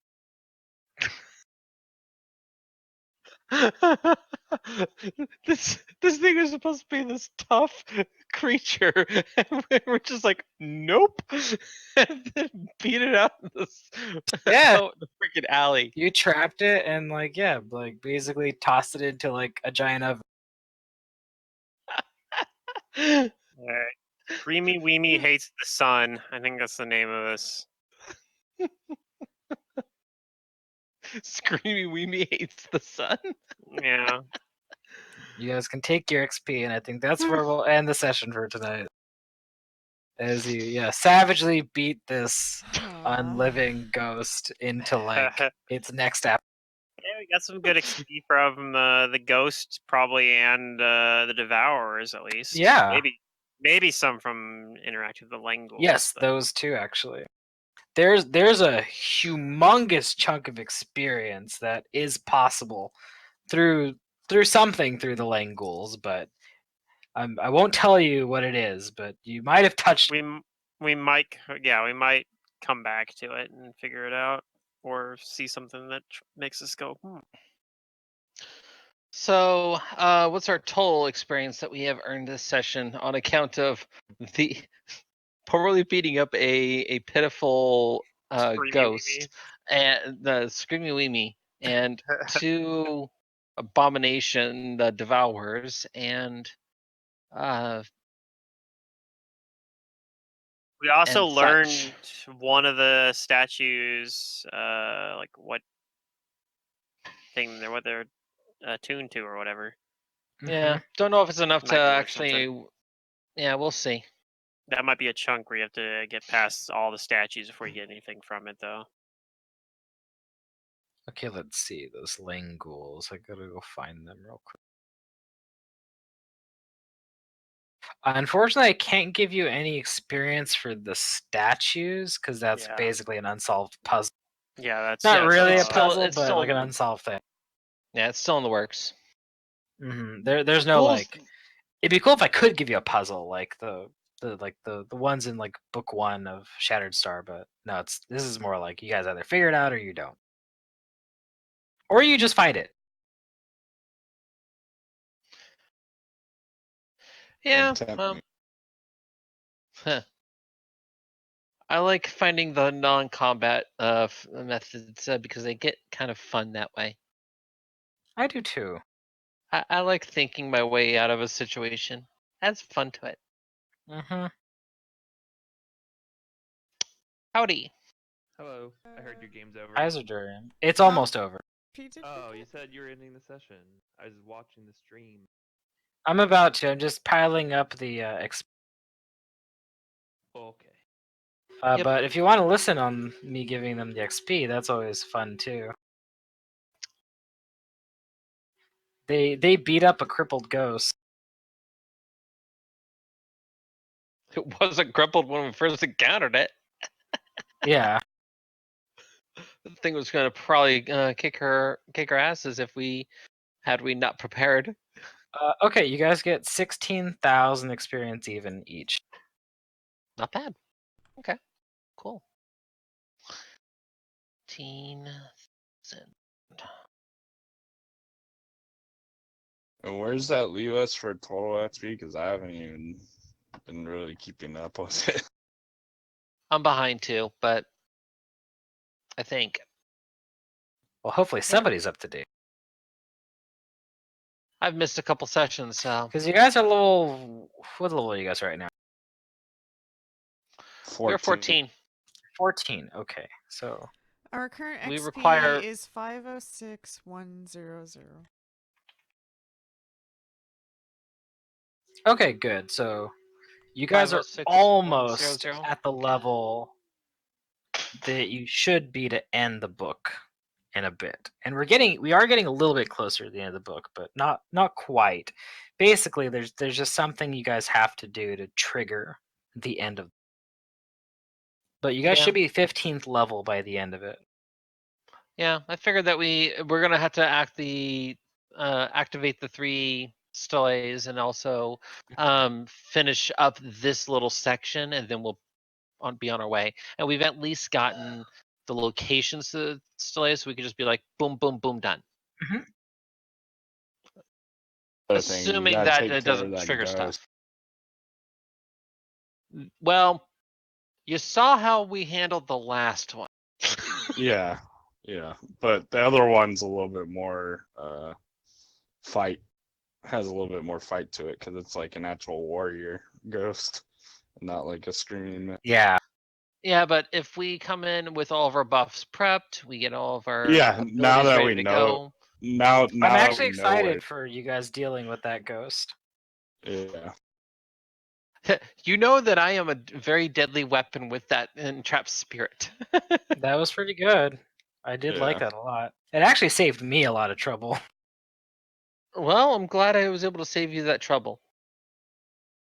Yep, that was one less monster I had to run. Yeah, we kind of All right, sweep well- that encounter. Yeah, it was good. I liked that. It was actually a very efficient session. I feel like we did a lot. All right, cool. But anyway, yep. Well, Session over. Hope you guys had fun. I'll see you next week. all right. See you next week. See you tomorrow. And also, yeah, I'll see some of you guys tomorrow morning. Oh, and Sin, yeah. Justin